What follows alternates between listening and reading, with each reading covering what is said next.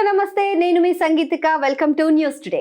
So దేశంలో అత్యున్నతమైన ఉద్యోగం ఏంటి అని అంటే ఐఏఎస్ ఐపీఎస్ అని చాలా సింపుల్గా చాలా ఈజీగా టక్కుని చెప్పేస్తాం మనం. కానీ అంత ఈజీగా క్రాక్ చేయలేము మా సివిల్స్ని. అంటే సివిల్స్ ఎగ్జామ్ రాస్తే ఐపీఎస్ ఐఏఎస్ వస్తుందని కోర్స్ అందరికీ తెలుసు. కానీ అది అంత ఈజీ కాదు అని చాలా మందికి తెలుసు. అందులోనూ పేద మధ్యతరగతి వాళ్ళకి అసలు సాధ్యమయ్యే పనే కాదు అని చాలా మంది అనుకుంటూ ఉంటారు. కానీ అది సాధ్యమే అని అమిగోస్ అనే ఒక సంస్థ నిరూపించింది. సో అమిగోస్ నుంచి చీఫ్ మెంటర్ కళ్యాణ్ గారు మనతో పాటు ఉన్నారు. ఆయన అడిగి తెలుసుకుందాం అమిగోస్ లో ఇవన్నీ ఎలా సాధిస్తున్నారు అండ్ సివిల్స్ ఆస్పిరెంట్ కి ఏమేం కావాలి, ఎలాంటి గైడెన్స్ ఉంటే వాళ్ళు ఈజీగా సివిల్స్ ని క్రాక్ చేయగలుగుతారు, అవన్నీ ఆయన అడిగి తెలుసుకుందామా. సో హలో కళ్యాణ్ గారు. హాయ్ అండి. So how are you? I'm good. మీరు? చాలా బాగున్నానండి. కాకపోతే కొంచెం భయం వేసింది. అమిగోస్కి వస్తున్నాం అంటే చాలా ఎక్కువ చదువుకునే ప్లేస్ కదా, చాలా పెద్ద చదువులు చదివే ప్లేస్ కాబట్టి కొంచెం నర్వస్ గా ఉంది. బట్ స్టిల్ మీరు ఉన్నారు, మెంటర్ ఉన్నారు కాబట్టి చాలా ధైర్యంగా ముందుకు వచ్చేసాం. Thank you so much for coming to Amigos. First of all అసలు అమిగోస్ అనేది చాలా కొత్తగా డిఫరెంట్ గా ఉంది. అసలు అమిగోస్ అంటే మీనింగ్ ఏంటి, అసలు దీని లక్ష్యం ఏంటి? సో అమిగోస్ బేసిక్గా ఇట్స్ స్పానిష్ వర్డ్. అమిగోస్ అంటే మిత్రులు. మీరు శేఖర్ కమ్ముల గారి మూవీ స్టూడియోస్ చూస్తే they are also amigo studios. So స్నేహితులు, right?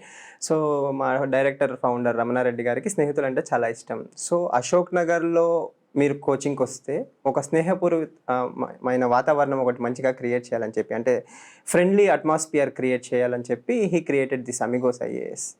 And the dream of Amigos IAS is not to create a commercial thing. అంటే ఏదో మీరు డబ్బులు కట్టారు మేము కోచింగ్ చెప్పాం కాకుండా, ఒక స్నేహితుల్లాగా ఒక మెంటార్ మీ చేయి పట్టుకొని మీ గమ్యం తీసుకెళ్లే వరకు మీకు తోడుగా ఉండాలని చెప్పి అమిగోస్. ఎగ్జాక్ట్లీ. ఫస్ట్ అమిగోస్ అనగానే చాలా బడ్జెట్ ఫ్రెండ్లీ, మధ్య తరగతి పేదవాళ్ళు సైతం వాళ్ళ కళల్ని సాకారం చేసుకోవచ్చు అన్న ఒక మార్క్ అయితే పడిపోయింది. చాలా మందికి అదే నమ్మకం అనమాట. అందుకనే అమిగోస్ ని వెతుక్కుంటూ వస్తున్నారు. సో కానీ చాలా మందికి చిన్నప్పటి నుంచి ఒక డ్రీమ్ ఉంటుంది. లైక్ ప్రతి ఒక్కరు స్కూల్లో ఫస్ట్ చెప్పేది ఏమవుతాం అనగానే ఐఏఎస్. కానీ అందరూ అది అచీవ్ చేయలేకపోతారు. బట్ అంటే వాళ్ళకి ప్రాసెస్ తెలియకపోవచ్చు, లేకపోతే ఆ ప్యాటర్న్ ఎలా ఉంటుందో తెలియదు. చాలా మంది చిన్నప్పటి నుంచి ఆ గైడెన్స్ ఏమీ ఉండదు. అసలు ఏంటి ఆ ప్యాటర్న్, ఆ ప్రాసెస్ అంత డిఫికల్టా? వెరీ గుడ్ క్వశ్చన్ అండి. అంటే బేసిక్గా చిన్నప్పటి నుంచి చాలా మందికి ఐఏఎస్ అవ్వాలి అని కళ. ఎందుకు అంటే ఒక కలెక్టర్నో, ఒక ఎస్పీనో, ఒక యూనిఫామ్లో చూసి వాళ్ళకు ఒక ఇన్స్పిరేషన్ లాగా ఉంటారు. అంటే సమాజాన్ని మంచి చేయొచ్చు, మార్పు చేయొచ్చు అని. అయితే స్కూల్ లెవెల్లో అందరం అనుకుంటాము, తర్వాత ఇంకా ఇంటర్ డిగ్రీకి వచ్చేటప్పటికి ఆ కళ మెల్లగా డైల్యూట్ అయిపోతుంది. సో అయితే ఐఏఎస్ అవ్వాలి అంటే మీరు చెప్పినట్టు చదువు చాలా కష్టం, ఇది ఏదైతే సమాజంలో ఉందో that is not actually true. అది ఒక రకంగా ఏంటంటే హైప్డ్ అవుట్. అంటే ఐఏఎస్ చదవాలంటే రోజుకు 18 గంటలు చదవాలి, ఇలా చాలా విషయాలు చెప్తారు. బట్ ఇన్ రియాలిటీ ఏంటి అంటే మీరు స్కూల్ లెవెల్లో ఏదైతే చదువుతారో అది బాగా చదివిన వాళ్ళకి సమాజం మీద అవగాహన ఉంటే మీరు ఐఏఎస్ అవ్వడానికి అన్ని రకాలుగా అర్హులు. అంటే ఇప్పుడు మీరు యూపీఎస్సీ ప్యాటర్న్ చెప్తాను మీకు చాలా సింపుల్గా. 3 ఉంటాయి, 3 స్టేజెస్. ఒకటి prelims stage, mains stage and interview stage. 3 స్టేజెస్లోనూ కూడా యూపీఎస్సీ వాళ్ళు అఫీషియల్గా నోటిఫికేషన్లో ఏం చెప్తారంటే దీనికి ఏదో స్పెషలైజ్డ్ నాలెడ్జ్ అవసరం లేదు, రోజుకు 18 గంటలు చదవక్కర్లేదు, సమాజం మీద అవగాహన ఉందా, అసలు సమాజంలో ఏం జరుగుతుంది రాజకీయంగా, ఆర్థికంగా, సోషో ఎకనామిక్ కండిషన్స్ మీద మీకు అవగాహన ఉంటే you are eligible to write prelims. ఆ స్టేజ్ దాటితే మీరు మళ్ళీ మెయిన్స్కి వెళ్తారు.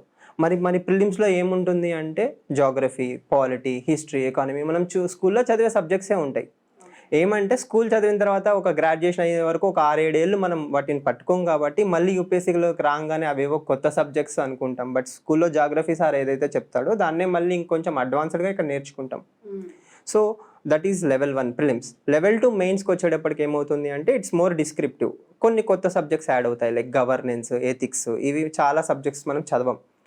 బట్ ఏంటి ఇవన్నీ మీరు రేపు ఐఏఎస్ అయిన తర్వాత సమాజానికి మంచి చేయాలన్నా, సమాజానికి ఫస్ట్ ఏమైనా చేయాలి అంటే మంచి అవగాహన రావాలి. So stage 1, stage 2 and last 1 is personality test. ఇప్పుడు మీరు నన్ను అడుగుతుంది కూడా ఒక రకంగా personality test, right? Interview questions అంటే ఒకళ్ళనొకళ్ళు మాట్లాడుకుంటాం, వాళ్ళు మీ గురించి తెలుసుకుంటారు. ఒక 4 క్వశ్చన్లు అడుగుతారనమాట, మీరు ఎలా చదువుతున్నారు, లేకపోతే చదివిన దాన్ని అప్లై చేయగలుగుతారా అని. మనం టెన్షన్ పడకుండా చెప్పగలిగితే they will award you or reward you, right? So ఇలా ఎగ్జామ్ 3 లెవెల్లో ఉంటుంది. మీరు స్కూల్ లెవెల్లో ఉన్నా, ఏ లెవెల్లో ఉన్నా కానీ ఐఏఎస్ అవ్వాలన్నది మీ లక్ష్యం అయితే మీరు ఫస్ట్ చేయాల్సింది ఏంటంటే సమాజం మీద అవగాహన పెంచుకోవడం. That is the first thing. Main news paper చదవడం, లేకపోతే గవర్నమెంట్ పబ్లికేషన్సే ఉంటాయి, యోజన, కురుక్షేత్ర అని ఇలాంటివి చదవడం. ఇప్పుడు ఫర్ ఎగ్జాంపుల్ చంద్రబాబు నాయుడు గారు మొన్న ఏపీ సీఎం అయిన తర్వాత ఒక మాట అంటారు, నేను చాలా ఏళ్ల నుంచి ఐఏఎస్లను చూస్తున్నాను అని చెప్పి. ఇప్పుడు ఐఏఎస్లను చూడడం వేరు, ఐఐఎస్లను చూడడం వేరు. అంటే ఐఏఎస్ అంటే ఒక ఒక ఒక వెన్నుముక్క, they are called steel frame. వెన్నుముక్క అనేది వంగకూడదు, ఎలా పడితే అలా వంగితే ప్రాబ్లం వస్తుంది. సో స్టీల్ ఫ్రేమ్ ఎప్పుడు గట్టిగా ఉండాలి. ఐఐఎస్ అన్నారంటే ఏంటంటే మీరు వంగిపోయారు. సో ఆ అవగాహన మీకు అర్థమైంది, ఆయన ఆ మాట ఎందుకు అన్నాడని మీరు ఒక అవగాహన పెట్టుకున్నారనుకోండి, దాన్నే రేపు మీరు యూపీఎస్సీకి వచ్చిన తర్వాత గవర్నెన్స్లో లేకపోతే ఎథిక్స్లో వాడతారు. అంటే కొత్తగా చదివేది ఏమి ఉండదు యూపీఎస్సీకి, సమాజంలో ఏం జరుగుతుందో దాన్ని స్పెసిఫిక్గా మనం నేర్చుకుంటాం. సూపర్ అండి, చాలా చక్కగా సింపుల్ గా చెప్తున్నారు, కానీ అంత ఈజీ కాదని మాకు తెలుసు.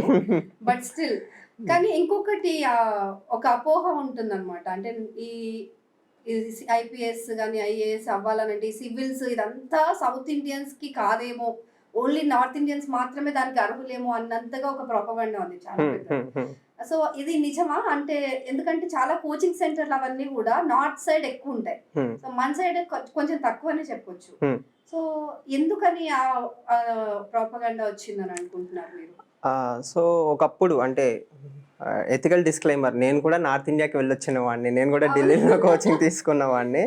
అంటే నేను 2010లో ప్రిపరేషన్ మొదలు పెట్టినప్పుడు Delhi is used to called as mecca of civil services. అంటే మీరు ఢిల్లీకి వెళ్తేనే మీకు ప్రోగ్రెస్ అనేది వస్తుంది అని చెప్పి ఒకటి ఉండేది. ఈ థాట్ ప్రాసెస్ వెనకాల కారణం ఏంటి అంటే, ఇండియాలో ఫేమస్ ఇన్స్టిట్యూట్స్ ఏవైతే ఉన్నాయో, ఒకప్పుడు ఫేమస్ ఇన్స్టిట్యూట్స్ అన్నీ ఢిల్లీలో ఉండిపోవడం వల్ల year after year ranks produce చేశాయి. సో జనాలకు లేకపోతే సమాజానికి ఎలా మెసేజ్ వెళ్ళింది అంటే, సౌత్ ఇండియాలో లేకపోతే వేరే చోట్ల ప్రిపేర్ అయితే ర్యాంక్ రాదు, ఓన్లీ ఢిల్లీలో ఉంటేనే ర్యాంక్ వస్తుంది అని. కానీ గజనీ మొహమ్మద్ లాగా చాలా మందికి తెలియంది ఏంటంటే, దండయాత్రలు చేస్తాం. దండయాత్రలు 1 అటెంప్ట్, 2 అటెంప్ట్, 4 అటెంప్ట్, 5 అటెంప్ట్ అక్కడే ఉండేటప్పటికి ఏదో ఒక సంవత్సరం వస్తుంది కదా, అది ఢిల్లీ గొప్పతనం కాదు. Right, it's about the candidates perseverance. అంటే వాడు ఎన్నాళ్ళు అక్కడ స్పెండ్ చేశారు, ఎంత కమిటెడ్గా ఉన్నారు అని చెప్పి. అయితే ఆ ప్యాటర్న్ ఏదైతే ఢిల్లీకి ఉండిందో అది ఒకప్పుడు నిజం. 2010-11 టైంలో కొంచెం నిజం ఉండేది.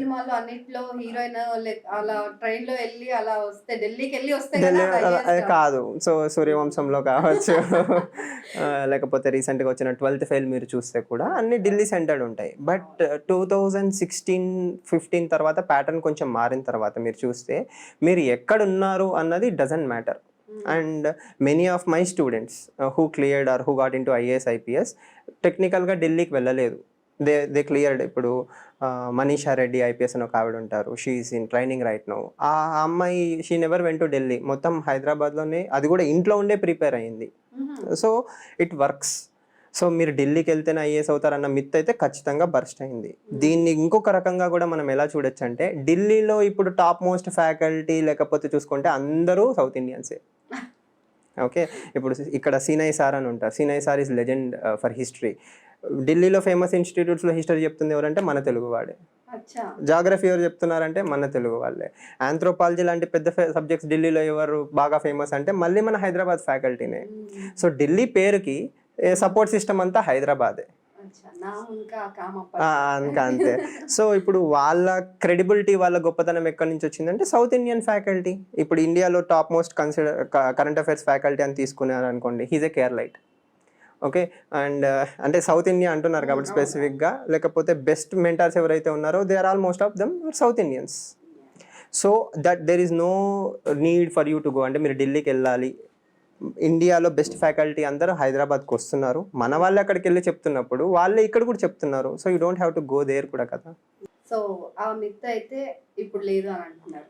సో అండ్ చాలా మంది ఉన్నా కూడా అది మార్చుకోవాలి అని సజెస్ట్ చేస్తారు మీరు? ఖచ్చితంగా. అంటే ఒకటండి, ఇప్పుడు చాలా మంది టాపర్స్ ఈ మధ్య ఏం చేస్తున్నారంటే, ఒక సర్వీస్ వచ్చిన తర్వాత నేను కోచింగ్ తీసుకోలేదని చెప్పుకోవడం ఫ్యాషన్.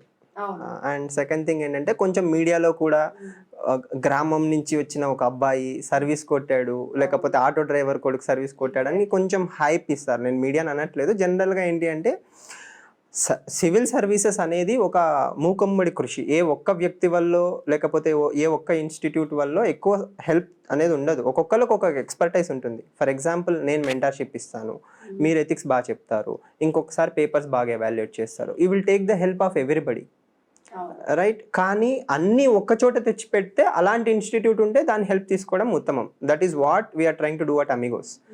కానీ ఇప్పుడు మీరు ఇంటర్వ్యూకి వెళ్ళారనుకోండి, మీరు చాలా సంవత్సరాల తర్వాత కృషి తర్వాత ఇంటర్వ్యూ వచ్చింది, మీకు భయం ఉంటుంది. మీరు నా హెల్ప్ తీసుకుంటారు, ఇంకొక నలుగురు హెల్ప్ కూడా తీసుకుంటారు. That doesn't mean you should not go. మొండిగా వెళ్ళకని మేము చెప్పం. ఇంటర్వ్యూస్ ఎలానో ఢిల్లీలో జరుగుతాయి, ఫైనల్ ఇంటర్వ్యూస్. సో ఢిల్లీకి వెళ్ళినప్పుడు ఢిల్లీలో ఇంటర్వ్యూస్ ఇస్తారు, మీరు మార్క్స్ అక్కడి వరకు ఫైన్. కానీ మీరు మిగతా హెల్ప్ అంతా ప్రిలిమ్స్ కావచ్చు, స్పెసిఫిక్గా ప్రిలిమ్స్ తీసుకుంటే అసలు ఇల్లు కూడా దాటాల్సిన అవసరం లేదు. టెస్ట్ సిరీస్ వరకు మేము ఆన్లైన్లో ప్రొవైడ్ చేస్తాము, మీరు రాసుకోవచ్చు. బట్ మెయిన్స్కి అయితే మీరు ఒక ఫ్యాకల్టీ ముందుకు వచ్చి ఒక ఇన్స్టిట్యూట్కి వచ్చారనుకోండి, ఇక్కడ కూర్చొని రాస్తే నేను మీకు చెప్తాను, అమ్మ ఇక్కడ తప్పు జరిగింది అని చెప్పి. అదే మీరు ఢిల్లీకో ఆన్లైన్ ఇన్స్టిట్యూట్స్లో చేరారనుకోండి, వాళ్ళు టిక్కులు పెట్టి ఇద్దో నీ ప్రాబ్లం ఇది అని రాసి పంపిస్తారు. And you cannot communicate with them. Even ఒక ఫోన్ కాల్ ఉన్నా లేకపోతే జూమ్ కాల్ ఉన్నా, it's not as simple as straight forward face to face. Face to ఫేస్లో ఉన్న ఇంపాక్ట్ మీకు ఆన్లైన్లో ఉండదు. అంటే ఎగ్జాక్ట్లీ మీరు అన్నట్టుగా ఓన్ మదర్ టంగ్ లో కమ్యూనికేషన్ ఉన్నట్టుగా అదర్ టంగ్స్ లో ఉండదు డెఫినెట్లీ. అండ్ అదొకటి కూడా, అండ్ దగ్గర కూడా కదా, ఎంత దూరం వెళ్ళి మనం చాలా ట్రావెల్ చేసి, అంటే కన్న తల్లిని సొంత ఊరిని వదిలిపెట్టి సంవత్సరాలు అక్కడ టైం వేస్ట్ అనం, కానీ కొంచెం మిస్సింగ్ అయితే ఉంటుంది కదా, అది కూడా మానసికంగా ఒక సైడ్ మనల్ని కింద దింపేస్తుందేమో. డెఫినెట్ గా ఉంటుందండి. అంటే ఢిల్లీలో ఏంటంటే వాతావరణం ఈజ్ అ హ్యూజ్ ఫ్యాక్టర్. చాలా మంది మన సౌత్ ఇండియన్స్ కి చలి పడదు. And Delhi winters food different ఉంటుంది. వింటర్స్ అయితే చాలా హార్ష్గా ఉంటాయి, ప్రొడక్టివిటీ తగ్గిపోతుంది. అండ్ కంపానియన్షిప్ అనేది కూడా సరిగ్గా ఉండదు. అంటే ఎవరితోనన్నా షేర్ చేసుకోవాలన్నా everybody is busy in their own world. అయితే ఇక్కడ వచ్చారనుకోండి, హైదరాబాద్లో ఇంటికి దగ్గరగా ఉంటాం, ఏదైనా పండగలు కాలంటే రావచ్చు వెళ్ళొచ్చు. అంటే will have more best of both worlds. అంటే సాధారణంగా ఏం చేస్తామంటే, నేను జోక్ చేస్తూ చెప్తుంటాను, ఫస్ట్ 2 ఏళ్ళ ప్రిపరేషన్లో సీరియస్గా మనం ఊరిని వెళ్ళేస్తాం, ఫంక్షన్లకి వాటికి వీటికి వెళ్ళము. నేను ఢిల్లీలో ఉన్న, ఐఎమ్ బిజీ, వీసే దిస్. 2-3 అటెంప్ట్ల తర్వాత వాళ్ళు మనల్ని వెళ్ళేస్తారు, వీడు ఎట్లో బిజీ ఉన్నాడు రావట్లేదు అని చెప్పి. అంటే పాయింట్ ఏంటి అంటే, అంత అవసరం లేదు. సివిల్ సర్వీసెస్ కొట్టాలి అంటే ఋషులైపోయి సన్యాసుల్లాగా రూముల్లో లాక్ చేసుకొని, నాట్ నీడెడ్. హ్యాపీగా పర్సనల్ లైఫ్ అనేది ఒకటి పెట్టుకొని, then you can also have your career balance. కొంతమంది ఈ సివిల్స్ క్రాక్ చేసిన వాళ్ళలో చూస్తుంటాం, సినిమాలు చూసి మేము జస్ట్ ఊరికే అలా రాస్తే వచ్చేసింది అని చెప్తుంటారు. అందులో అంత నిజం ఉందంటారా? అలా ఏం ఉండదండి. అంటే ఇప్పుడు మీరు ఒకవేళ ఎస్ఏనో లేకపోతే జిఎస్ పేపర్లలో సినిమా ఎగ్జాంపుల్స్ రాయడము, లేకపోతే జనరల్ నాలెడ్జ్ రాయడం, ఆర్ఎల్స్ మీరు నావెల్స్ చదువుతారనుకోండి, ఏదన్నా నావెల్ చదివారు, ఆ నావెల్లో మంచి కాన్సెప్ట్ ఉంది, ఆ కాన్సెప్ట్ రాశారు, మీకు యూపీఎస్సీ వాడు రివార్డ్ ఇస్తాడు, మార్క్స్.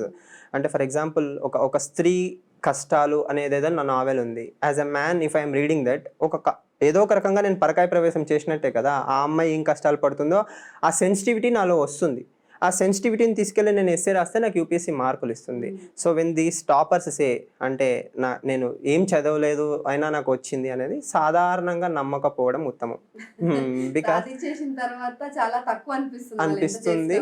అండ్ వాళ్ళకు కూడా ఎగ్జాక్ట్గా పాపం కొన్నిసార్లు కన్వే చేయలేరు.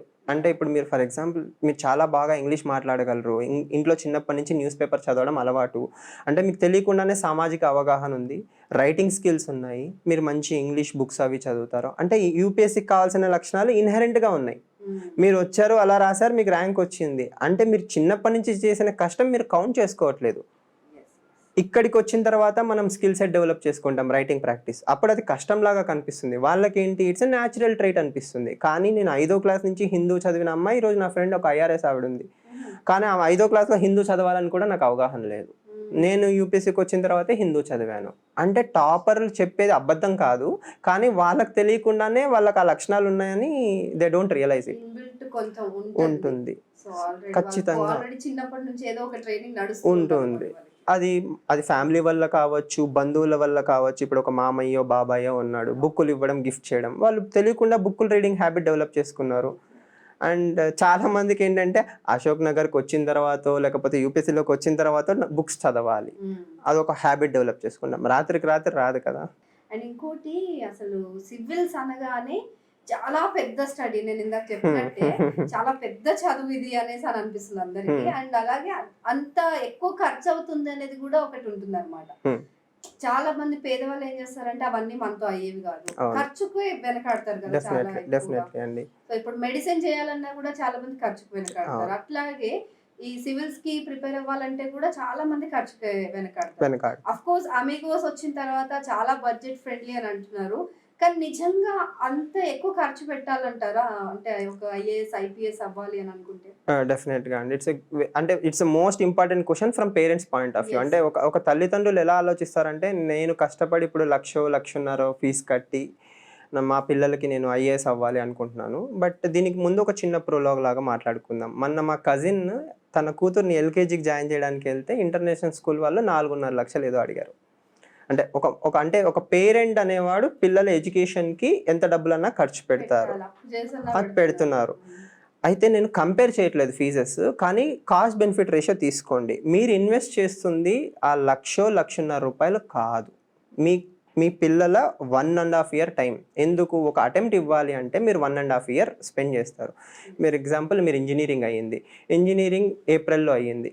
ఏప్రిల్ టు ఏప్రిల్ మీరు ఉద్యోగం చేస్తే నెలకు 50,000 తీసుకున్నా కూడా సంవత్సరానికి మీరు 6 లక్షలు సంపాదిస్తారు.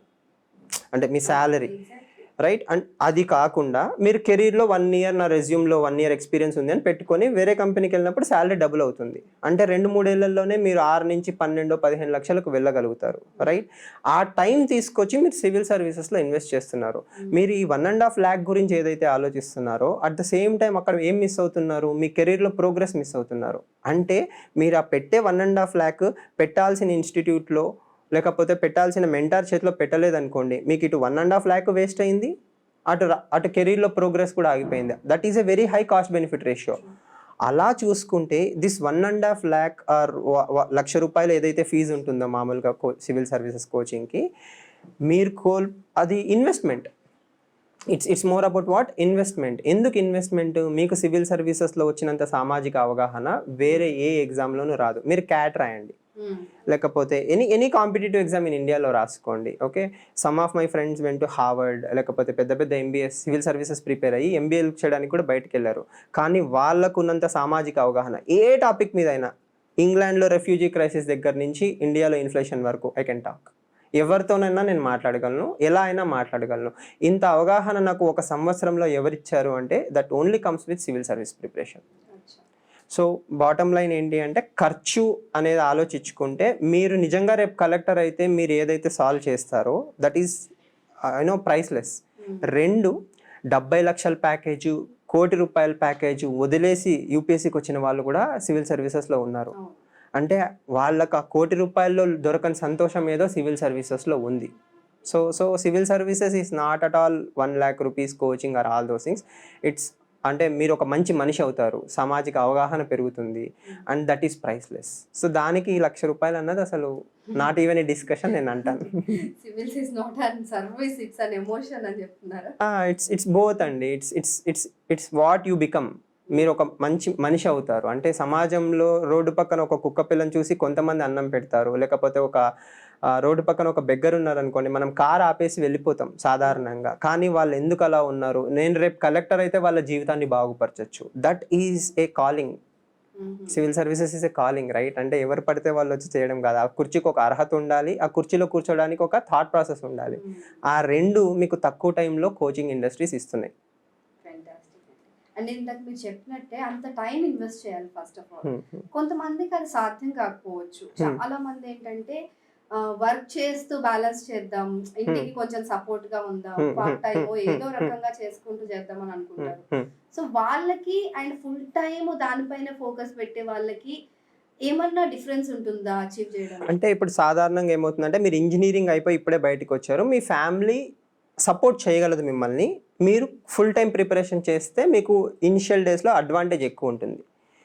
తక్కువ టైంలో మీరు ఎక్కువ చదవగలుగుతారు. కానీ సామాజిక ఆర్థిక పరిస్థితుల వల్ల ఇంట్లో కొంతమందికి సపోర్ట్ చేయాల్సి ఉంటుంది. నేను జాబ్ చేస్తూ నా ఫ్యామిలీని సపోర్ట్ చేయాలి. వాళ్ళకి అది డిసడ్వాంటేజ్ కంటే అడ్వాంటేజ్ అంటాను. ఎందుకు? ఇప్పుడు మీరు ఫర్ ఎగ్జాంపుల్ 10కి ఆఫీస్కి వెళ్ళాలి, సాయంత్రం 5 వరకు మీరు వర్క్ చేయాలి. ఇది మీకు తెలుసు. అంటే మీరు పొద్దున్న 6ంటికి లేచి 9:30 వరకు చదువుకుంటారు, మళ్ళీ 6:30కి వచ్చి 9:30 వరకు చదువుకుంటారు. అంటే రోజుకు 6-7 గంటలు మీరు ఖచ్చితంగా ఫిక్స్ చేసేస్తారు. నా చదువు టైం ఇది, మిగతా టైం ఎందుకు, నేను ఆఫీస్లో బిజీగా ఉంటాను. కానీ మీరు ఒక 20 ఏళ్ళు 21 ఏళ్ళు ఇంజనీరింగ్ ఇప్పుడే అయింది, బయటకు వచ్చారు, రోజంతా ఉంది కదా, చదువుదాంలే అని చెప్పి మీరు పోస్ట్ పోన్ చేస్తారు. సో ఉద్యోగం చేస్తున్న వాళ్ళకి అది అయితే ఎక్కడ డిసడ్వాంటేజ్ కాదు. ఉద్యోగం చేస్తున్నాం కాబట్టి తొందరగా చదవాలి అన్న భయం ఉంటుంది. ఎగ్జాక్ట్లీ, ఆ భయంతో డిసిప్లైన్డ్ గా చదువుతారు. వీళ్ళకి ఏంటంటే మొత్తం 24 గంటలు ప్రిపరేషనే కదా, మధ్యాహ్నం మెల్లగా లేచి 11ంటికి చదువుదాంలే, 11 1 గంట అవుతుంది, 1 గంట 3 గంటలు అవుతుంది. డిసిప్లైన్ లేకపోతే, డిసిప్లైన్ ఉంది, మీకు మోటివేషన్ ఉందనుకోండి, మీరు 1 year ఫుల్ ఫ్లెడ్జ్డ్గా దీని మీద కూర్చుంటారు. Okay, and you will write hopefully mains in the very first attempt. మీరు ఒక్కసారి మెయిన్స్ రాసేస్తే మీ ఆలోచన పద్ధతి మారిపోతుంది. తర్వాత కావాలి అంటే ఉద్యోగం చేసుకుంటూ కూడా మీరు మెయిన్ యూపీఎస్సీ ప్రిపరేషన్ కంటిన్యూ చేయొచ్చు. సో ఇప్పుడు ఉద్యోగం చేస్తూ జాబ్ చేసే వాళ్ళకి అది అడ్వాంటేజే. బట్ కొంతమంది చాలా అంటే ఉద్యోగం మానేసి చదువుదాము అన్న ఒక దాని దగ్గరకు వచ్చేస్తారనమాట. ఆ ఆలోచన వస్తుంది కానీ వాళ్ళు ఆపలేరు, ఎందుకంటే ఫినాన్షియల్గా చాలా పూర్ అయ్యి ఉండొచ్చు. పేరెంట్స్ కూడా ఈవెన్ చాలా పేదవాళ్ళు అయ్యుండి వాళ్ళ పిల్లల్ని ఏదో సాధించాలి, వాళ్ళ పిల్లలు ఏదో చేయగలగాలి అన్న ఒక లక్ష్యం ఉంటుంది, కానీ వాళ్ళు అఫోర్డ్ చేయలేమేమో అన్న ఒక మైండ్ సెట్లో ఉంటారనమాట. సో వాళ్ళకి ఏం చెప్తారు మీరు పేరెంట్స్ పరంగా? డెఫినెట్గా అండి, అంటే ఇప్పుడు అందరికీ ఫైనాన్షియల్గా దేవుడు ఒక రకంగా ట్రీట్ చేయడు. ఒకళ్ళకి డబ్బులు ఎక్కువ ఉంటాయి, తక్కువ ఉంటాయి. సో స్పెషల్గా ఫైనాన్షియల్గా ప్రాబ్లం ఉండి కానీ మాకు ఐఏఎస్ అవ్వాలి అనే కళ ఉన్న వాళ్ళకు సాధారణంగా మా దగ్గరకు వస్తే ఏం చేస్తామంటే మేము బేర్ మినిమం ఒక ఎంట్రన్స్ టెస్ట్ లాగా పెడతాం. అంటే ఫర్ ఎగ్జాంపుల్ ఒక ఇండియా మీద అవగాహన ఉందా, లేకపోతే సివిల్ సర్వీసెస్ మీద అవగాహన ఉందా, లేదా కొన్ని ఎన్సీఆర్టీస్ చెప్పి మీరు ప్రిపేర్ అయ్యి రండి అంటాం.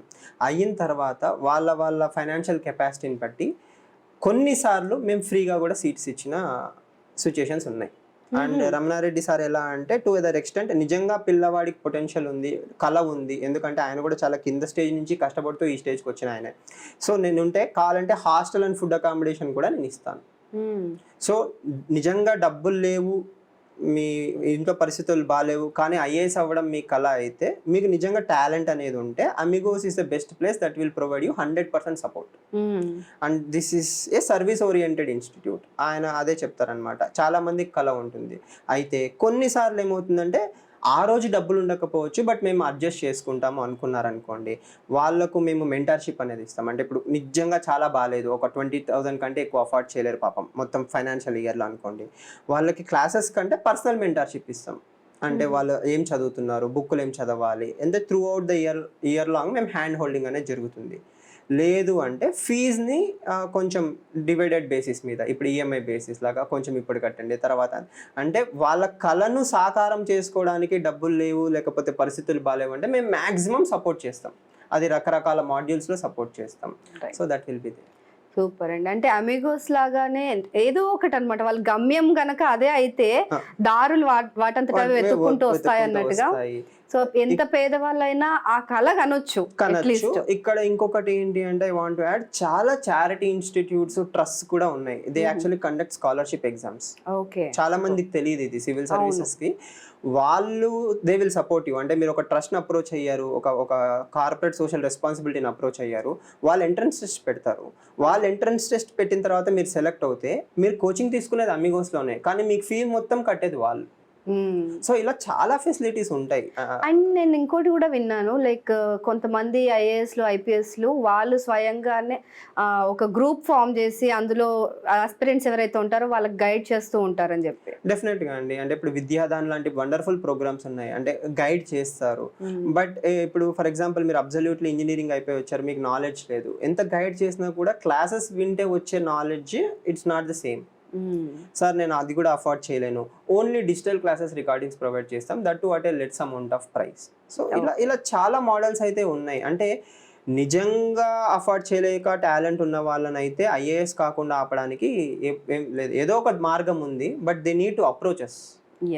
ఆ భయాలు లోపల పెట్టుకొని సార్ నేను అసలు ఆ మెట్లు ఎక్కాలంటేనే నేను ఫీజు కట్టాలేమో అని కమర్షియలైజేషన్ అయితే ఉంది కదండి. ఇప్పుడు ఏ ఫీల్డ్ అయినా కమర్షియలైజేషన్ ఉంటుంది. డబ్బులు కడితేనే లోపలికి రానే వాళ్ళు డాక్టర్లు ఉన్నారు, డబ్బులు తీసుకోకుండా సాయం చేసే డాక్టర్లు ఉన్నారు. The same applies to all industries. So civil services లో కూడా చాలా ఇన్స్టిట్యూట్స్ కావచ్చు. స్పెసిఫిక్ గా అమిగోస్ ని తీసుకుంటే నేను రమణారెడ్డి గారితో చాలా లాంగ్ ట్రావెల్ చేశాను. I can tell you, if you're really talented, if you're really not able to afford, ఆయన డబ్బులు కాదు, ఫస్ట్ నువ్వు వచ్చి చదువుకో, తర్వాత సంగతి తర్వాత. That is his thought process. First of all dream big అంటారు అబ్దుల్ కలాం గారు అన్నట్టు. కలగంటే దాన్ని సాకారం చేయడం చేయకపోవడం అది తర్వాత విషయం. First we have to go in that path. Definitely. Super, చాలా చక్కగా చెప్పారండి. అండ్ అలాగే ఇప్పుడు ఇంకొక పెద్ద క్రిటిక్ ఏంటంటే అంటే క్రిటికల్ సిచ్యువేషన్ అని చెప్పొచ్చు తెలుగు మీడియం బ్యాక్గ్రౌండ్ ఉన్న స్టూడెంట్స్కి. వాళ్ళైతే ఇంకా అసలు సివిల్స్ అనగానే ఇంటర్వ్యూ వరకు వెళ్తామా, అసలు ప్రిలిమ్స్లో అయినా మాకు అంత అర్థమవుతుందా, ఇంగ్లీష్ అనేది కూడా ఒక సబ్జెక్ట్ ఉంటుందని అంటారు. సో అవన్నీ క్లియర్ చేయగలుగుతామా, మళ్ళీ ఇవన్నీ మేము చదవాలని అంటే అంత గ్రాస్ప్ చేయలేమేమో అన్న ఒక ఫోబియాలో ఉంటారు తెలుగు మీడియం పీపుల్. సో వాళ్ళకి ఎలాంటి సజెషన్స్ ఇస్తారు? సో తెలుగు మీడియం పిల్లలు actually are the most talented people. ఎందుకు, మాతృభాషలో సబ్జెక్ట్ నేర్చుకున్న వాళ్ళకున్న కాన్సెప్చువల్ క్లారిటీ ఈ అరకొరగా ఇంగ్లీష్ మీడియంలో నేర్చుకున్న వాళ్ళకు ఉండదు.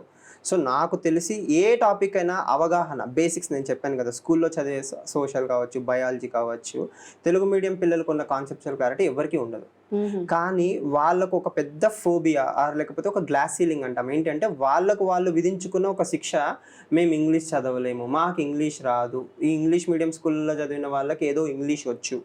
మొన్న కూడా ఒక అబ్బాయి వచ్చాడు. ఆ అబ్బాయి కంప్లైంట్ ఏంటి అంటే, సార్ నాకు యూపీఎస్సీ పదాలకి మామూలు ఇంగ్లీష్ పదాలకి కన్ఫ్యూజన్ అవుతుంది అంటారు. ఎంత ఇంగ్లీష్ మీడియం చదువుకున్నా, ఈవెన్ ఐఐటి ఐఐఎం చదువుకొని వచ్చినా కూడా మీరు యూపీఎస్సీలోకి వస్తే కొన్ని కొత్త పదాలు ఉంటాయి. ఫర్ ఎగ్జాంపుల్ ఆంథ్రోపోసిన్ అంటే అది ఒక టెక్నికల్ టర్మ్, అది మీరు యూపీఎస్సీలోకి వస్తేనే తెలుస్తుంది. అది మీ చదువుకి మీడియంకి సంబంధం లేదు. అంటే యూపీఎస్సీకి వచ్చిన తర్వాత మీరు ఏవైతే కొన్ని కొత్త పదాలు నేర్చుకోవాలో అవి ఎప్పుడు నేర్చుకుంటారు. కానీ బేసిక్ ఇంగ్లీష్ పదాలు ఉంటాయి చూసారా, అవి వాళ్ళకి అవగాహన లేకపోతే దట్ ఈస్ అ ప్రాబ్లం. కానీ వీళ్ళకి పాపం మార్కెట్ చేసిన భయం ఏంటి అంటే, తెలుగు మీడియం పిల్లలకి సాధారణంగా సర్వీసులు రావు, మార్కులు రావు. ఎందుకంటే వాళ్ళకి పేపర్లు దిద్దే వాళ్ళు ఉండరు, తెలుగులో పేపర్స్ ఎవాల్యుయేట్ చేసే వాళ్ళు ఉండరు, తెలుగులో మెటీరియల్స్ కానీ రిసోర్సెస్ కానీ అవైలబుల్ ఉంటాయి. బట్ దాన్ని ఎలా కన్వర్ట్ చేసుకోవాలి అన్న అవగాహన ఉండదు. So Telugu medium is not a disadvantage, Telugu medium is an advantage. అది నేను నమ్ముతాను. కానీ ఫస్ట్ ఆఫ్ ఆల్ మీరు ఇంగ్లీష్లో రాయడానికి భయపడకూడదు. అంటే మీరు ఇంగ్లీష్లో ట్రై చేయండి, కానీ నాకు అసలు ఇంగ్లీష్ అస్సలు గ్రామటికల్గా కానీ లేకపోతే పేపర్ పెట్టలేను అంటే అప్పుడు ఇంకా మీరు తెలుగు మీడియంలో 100% సపోర్ట్ తీసుకోవచ్చు. రెండు, ఒకవేళ తెలుగు మీడియంలోనే మీరు ముందుకు వెళ్ళాలి అనుకుంటే యూపీఎస్సీ కూడా question paper only English are హిందీలో ఇస్తుంది. తెలుగులో కష్టం, అంటే మీకు క్వాలిఫైయింగ్ పేపర్ తప్ప. సో క్వశ్చన్ అర్థం చేసుకోవడం ఇంగ్లీష్లోనే అర్థం చేసుకుంటాం, బట్ రాసేది మొత్తం తెలుగులో రాస్తాం. అది మేము ఎవాల్యుయేట్ చేసి పెడతాము, వాళ్ళకి సపోర్ట్ సిస్టమ్ అయితే ఉంటుంది. So problem with Telugu medium students ఏంటి అంటే, వాళ్ళు కరెక్ట్గా ఈ మధ్య కాలంలో ఎక్కువ మంది లేకపోవడం. ఇప్పుడు లాస్ట్ ఇప్పుడు గోపాలకృష్ణ గారి తర్వాత ఎవరు లేరు ర్యాంకర్స్ తెలుగులో. సో వాళ్ళకు ఒక గైడ్ లేడు, అంటే ఒక మార్గదర్శి, భయం వచ్చేసింది అనేది ఒక ఫోబియాలోకి వెళ్ళిపోయారు. ఆ ఫోబియా నిజం కానే కాదు. ఎందుకంటే యూపీఎస్సీకి హిందీ మీడియమా తెలుగు మీడియం అని ఏమి ఉండదు, అవగాహన కావాలి. అవగాహనలో ఏంటి అంటే, ఫర్ ఎగ్జాంపుల్ ఇప్పుడు యూపీఎస్సీలో ఇంగ్లీష్ మీడియం పిల్లలంతా బుల్లెట్ పాయింట్లలో రాసి ఫ్లో చార్ట్లు బొమ్మలు అవి బాగా వేస్తూ కొంచెం వెరైటీగా అప్డేట్ అవుతున్నారు. ఇంకా తెలుగు మీడియం పిల్లలు for example as it is మేము స్కూల్లో రాసినట్టు పారాగ్రాఫ్లోనే రాస్తాము, అలానే రాస్తామంటే మార్కులు రావట్లేదు. ఆ ఓరియంటేషన్ మార్చితే ఖచ్చితంగా తెలుగు మీడియం పిల్లలు they can crack. And most important thing ఏంటంటే అండి, తెలుగు మీడియం పిల్లలకి భయం పెట్టారు, వాళ్ళు భయపడట్లేదు. ఆ భయాన్ని ఎవరో ఎక్కిచ్చారు చాలా మంది, అంటే మీకు రాదు, మీ చేత కాదు అని చెప్పి. వాళ్ళు ఆ సంఖ్యలు తెంచుకొని ఒక్కసారి బయటికి వస్తే మాత్రం they are more than capable of clearing UPSC. Super అండి, చాలా చాలా పెద్ద, అంటే చాలా ధైర్యం ఇచ్చిన మాటలు అన్నమాట ఇవి. తెలుగు మీడియం స్టూడెంట్స్ అంత ఈజీగా వాళ్ళని వాళ్ళు నమ్మరు, బికాస్ కార్పొరేట్ వరల్డ్ అయిపోయింది. ఎక్కడ చూసినా ఇంగ్లీష్లో మాట్లాడుతున్నారు, తెలుగు మాట్లాడితే చీప్గా చూసే రోజులు వచ్చేసాయి. సో అలాంటి రోజుల్లో వాళ్ళ యూపీఎస్సీకి ప్రిపేర్ అవ్వగలుగుతారా అనే ఒక క్వశ్చన్ మార్క్ నుంచి మీరు నిజంగా బయటపడేశారని చెప్పొచ్చు ఇప్పుడు. అలాగే ఎన్సీఈఆర్టీ బుక్స్ అని కూడా వింటుంటాం, చాలా కీలకం సివిల్స్ చదవడంలో. సివిల్స్ క్రాక్ చేయాలంటే ఎన్సీఈఆర్టీ బుక్స్ చాలా మెయిన్ అని వింటుంటాం. కళ్యాణ్ గారు. సో ఎంత ఇంపార్టెంట్ ఆ బుక్స్ అనేది ఏంటి అసలు అవి? It's nothing but CBSE exam అండి. అంటే ఇప్పుడు ఈ ఎన్సీఆర్టీ బుక్స్ ఏవైతే ఉంటాయో ఎన్సీఆర్టీ రైట్, అవి ఇట్స్ లైక్ ఫౌండేషన్. అంటే నేను చెప్పినట్టు ఇప్పుడు ఫర్ ఎగ్జాంపుల్ నేను తెలుగు మీడియం నుంచి వచ్చాను, లేకపోతే తెలుగు స్టేట్స్లో చదివాను అనుకోండి, నేను తెలుగు అకాడమీ బుక్స్ ఏవో చదివిస్తాను. బట్ ఇదే సిబిఎస్ఈ పిల్లలు ఏం చేస్తారు, ఎన్సీఆర్టీ బుక్స్ చదువుతారు కదా. ఆ ఎన్సీఆర్టీ బుక్స్లో ఏమంటే కాన్సెప్చువల్ క్లారిటీ అనేది చాలా డిఫరెంట్గా ఉంటుంది. So that's more qualitative in nature. Okay, so ఆ బుక్స్ చదివితే మీకు స్కూలింగ్ తర్వాత ఏదైతే అవగాహన రాహిత్యం ఉందో అది ఖచ్చితంగా కవర్ అయిపోతుంది. అంటే దే ఆర్ లైక్ ఫౌండేషన్. అంటే ఇల్లు కట్టాలి అంటే పునాది లాగా యూపీఎస్సీ చదవాలి అంటే ఎన్సీఆర్టీ బుక్స్ అనేవి చాలా స్ట్రాంగ్ పునాది. ఓకే, ఆ పునాది లేకుండా తర్వాత క్లాసెస్ అవన్నీ కూడా వర్కౌట్ కావు. అయితే మేము అమిగోస్లో ఏం చేస్తామంటే ఫస్ట్ ఎవరైనా కోచింగ్ జాయిన్ కాగానే first 1 month we will make sure that they have basics. అంటే ఒక నెల రోజులో ఒక నెలన్నరో వాళ్ళకి ఎన్సీఆర్టీ క్లాసెస్తో మంచిగా అవగాహన పెంచుతూ then will take them further. Okay, so NCERTs అనేవి ఎప్పటికైనా పునాది. అండ్ ఇంకో మిత్ కూడా ఉంటుంది, యూపీఎస్సీ ఈ సివిల్స్ అనగానే ఓన్లీ ఫస్ట్ బెంచర్స్, క్లాస్లో ఎవరైతే ఫస్ట్ బెంచ్లో కూర్చున్నారో వాళ్ళకి మాత్రమే సంబంధించింది, అది మనకు కాదు అనుకుంటారు. బేసిక్గా టాపర్స్ చాలా ఈజీగా క్లియర్ చేస్తారు. అంటే ఇప్పుడు టాప్ ర్యాంక్స్ ఉంటాయి కదా, టాప్ 10 అట్లాంటి వాళ్ళని చూస్తే వాడు చిన్నప్పటి నుంచి school first, college first, IIT, IIM వాళ్ళని చూసినప్పటికీ మనకి ఏమనిపోతున్నారు, ఓ టాపర్లకు మాత్రమే అని వస్తుంది.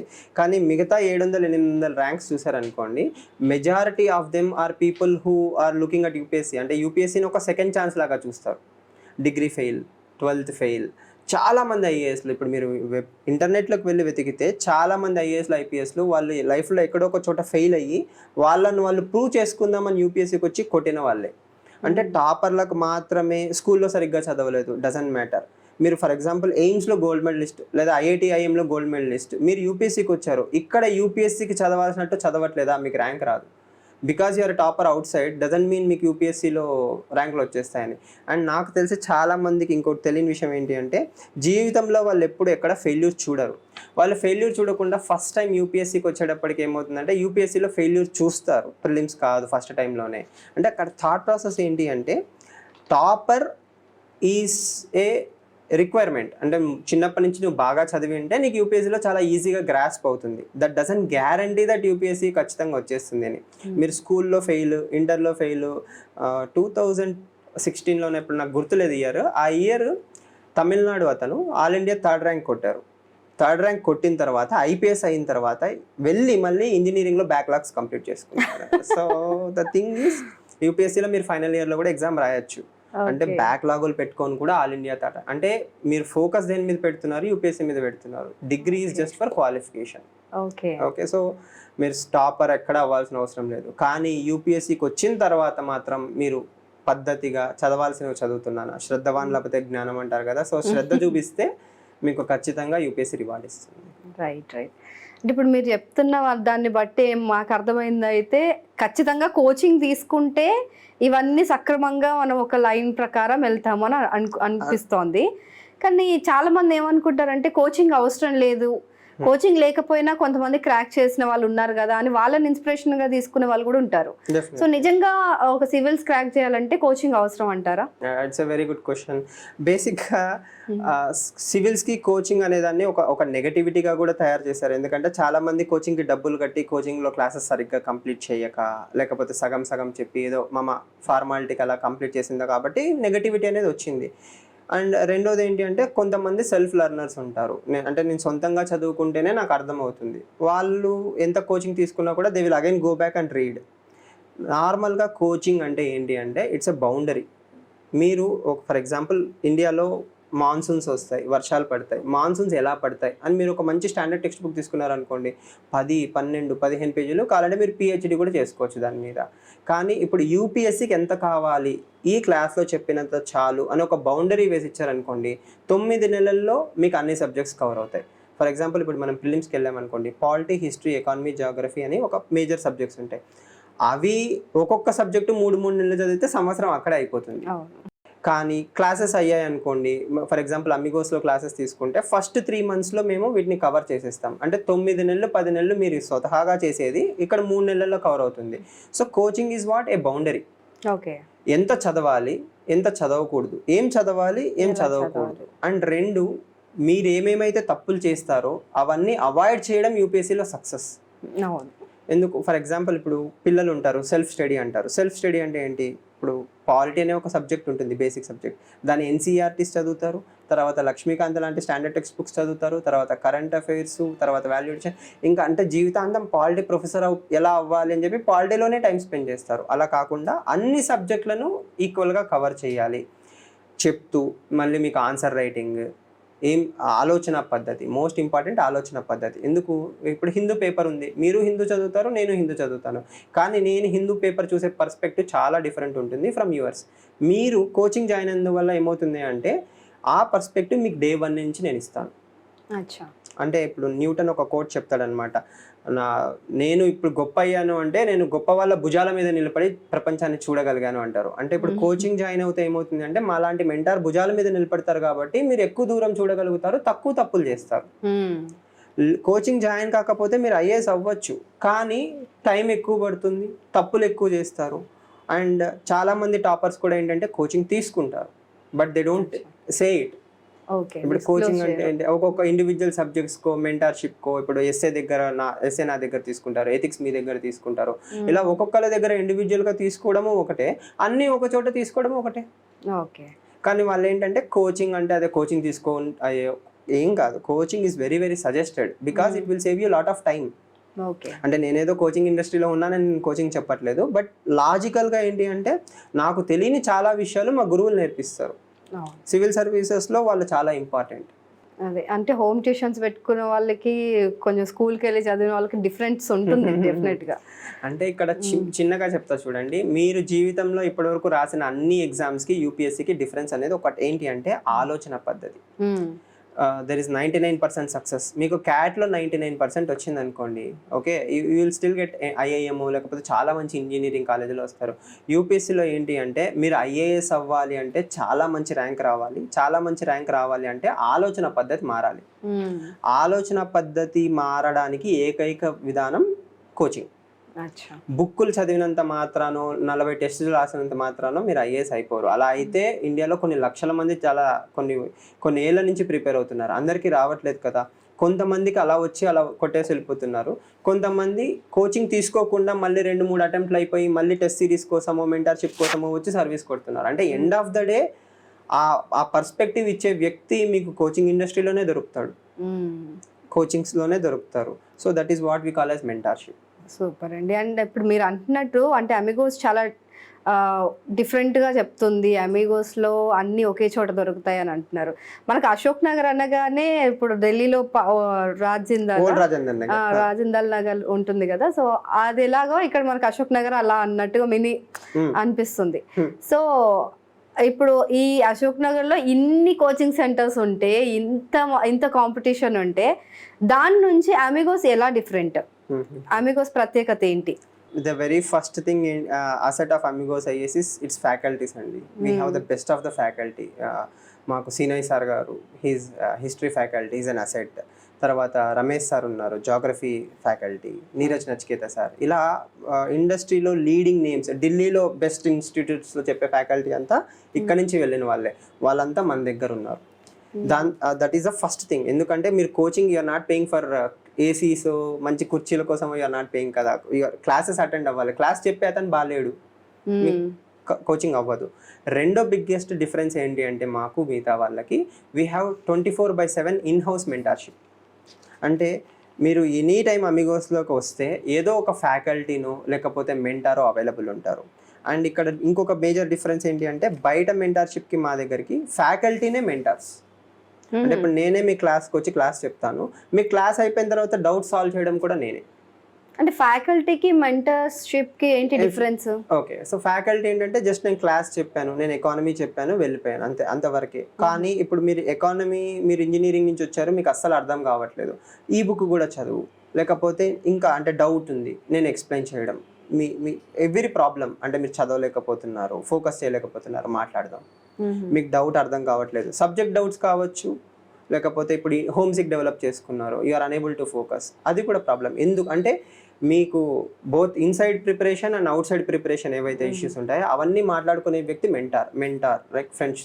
ఓకే. సో మెంటీ రిలేషన్షిప్ అనేది ఒకటి ఉంటుంది, అది ట్రస్ట్. సో మీరు మెంటార్ని నమ్ముతూ లేకపోతే డౌట్ వచ్చినప్పుడల్లా ఒక వ్యక్తి ఉన్నాడు మాట్లాడుకోవడానికి, యుల్ ఫీల్ లైట్, నాకు స్ట్రెస్ అవ్వదు. అరే ఇంకా ఇప్పుడు ఎకానమీ క్లాసెస్ అవుతున్నాయి, నేను జాగ్రఫీ మర్చిపోతున్నా, నాకు భయం వేస్తుంది, ఆ భయంలో మనం కొత్త తప్పులు చేస్తాం. అలా కాకుండా మాట్లాడడానికి ఒక వ్యక్తి ఉండాలి. Right. So faculty next is mentorship. ఈ 24/7 మెంటర్షిప్ ఉండడం వల్ల ఏమంటే ఇదర్ ఆన్లైన్ కావచ్చు, క్లాసెస్ తర్వాత కావచ్చు, మామూలుగా క్లాస్ అయిపోయిన తర్వాత కావచ్చు, ఇలా మాట్లాడడానికి ఒక వ్యక్తి ఉన్నప్పుడు మీకు ధైర్యం ఉంటుంది. అండ్ మా దగ్గర మెంటర్స్ ఇప్పుడు సుధీర్ సారు, అద్నాన్ సారు, నేను ఇలా ఉన్నాం కాబట్టి students will also develop that rapport. Okay. And the third biggest difference is we have infrastructure. One of the best infrastructures in Ashok Nagar అని ఖచ్చితంగా చెప్పొచ్చు. మా క్లాస్ రూమ్స్ అన్నీ కూడా digital classroom. So we have digital boards, better infrastructure, spacious classroom. And ఎందుకంటే మనం hygienic factors అంటాం, అంటే ఎంత కాదన్నా కూడా క్లాస్ రూమ్లో కూర్చోవాలంటే వాడికి ప్రశాంతంగా ఉండాలి, ఫోకస్ చేయగలగాలి. Of course. అండ్ నెక్స్ట్ ఒక టార్గెట్ మేము ఏం పెట్టుకున్నాము అంటే క్వాలిటేటివ్గా సిలబస్ కంప్లీట్ చేయాలి. అంటే తీసుకున్న డబ్బులకి మనం పిల్లలకు న్యాయం జరగాలి. అంటే ఎవ్రీ సబ్జెక్ట్కి వెయిటేజ్ ఉంటుందండి. అంటే చాలామంది చెప్పారు కానీ ఇప్పుడు వరల్డ్ హిస్టరీ ఉంది, వరల్డ్ హిస్టరీకి 15 మార్కులు వస్తాయి మెయిన్స్లో. అంటే 250 క్వశ్చన్ పేపర్లో మీకు జస్ట్ 15 మార్క్సే వరల్డ్ హిస్టరీ నుంచి వస్తాయి, 110 మార్క్స్ జాగ్రఫీ నుంచి వస్తాయి. సో ఏ క్లాసెస్ ముందు చెప్పించాలి, ఏ క్లాసెస్ ఎంత డెప్త్లో చెప్పించాలి అట్లా అని చెప్పి వరల్డ్ హిస్టరీ చిన్న చూపు అని కాదు. వరల్డ్ హిస్టరీ కూడా మేము మంచిగా 40 అవర్స్లో కవర్ చేస్తాం, కానీ వరల్డ్ హిస్టరీ వెయిటేజ్ ఇంత. దానికి ముందు జాగ్రఫీ అయిన తర్వాతే వరల్డ్ హిస్టరీ. ఇప్పుడు నాకు ఫ్యాకల్టీ దొరకడం లేదు, ఏదో పిల్లలకి ఏం తెలుసు, వరల్డ్ హిస్టరీ ఒక 60 గంటలు చెప్పిస్తాను, జాగ్రఫీ 30 గంటలు చెప్పిస్తాను, అలా నడవదు. Geography should be given more weight, world history should be given less weight, but both of them should be covered in qualitative fashion. ఇలా మొత్తం ప్లాన్ సైంటిఫిక్గా వెళ్తున్న one of the institutes Ashok Nagar అయితే Amigos. Super super. So Amigos అనేది నిజంగా పేరుకు తగ్గట్టే చాలా ఫ్రెండ్లీ ఎన్విరాన్మెంట్లో అన్ని ఎమ్యూనిటీస్ ఇస్తుంది అనమాట. ఖచ్చితంగా అండి. అండ్ ఇంకోటి ఏంటి అంటే క్లాసెస్ అయిపోగానే మేము వాళ్ళని తోసేయకుండా హ్యాపీగా ఇక్కడే ఉండి స్టడీ హాల్ కూడా ప్రొవైడ్ చేస్తున్నాం. We are giving them study hall. Coaching అయిన తర్వాత 1 year కంటిన్యూస్గా వీఆర్ గివింగ్ మెంటర్షిప్. అంటే ఇప్పుడు coaching is a commercial relationship, మీరు డబ్బులు కట్టారు, మీ క్లాసెస్ చెప్పాను అయిపోయింది, అలా కాదు. నీకు ర్యాంక్ వచ్చే వరకు నీకు టెస్ట్ సిరీస్ ప్రొవైడ్ చేస్తాం, మెంటర్షిప్ ప్రొవైడ్ చేస్తాం, ప్రిలిమ్స్ హెల్ప్ చేస్తాం, వాల్యుయేషన్ క్లాసెస్ ఇస్తాం.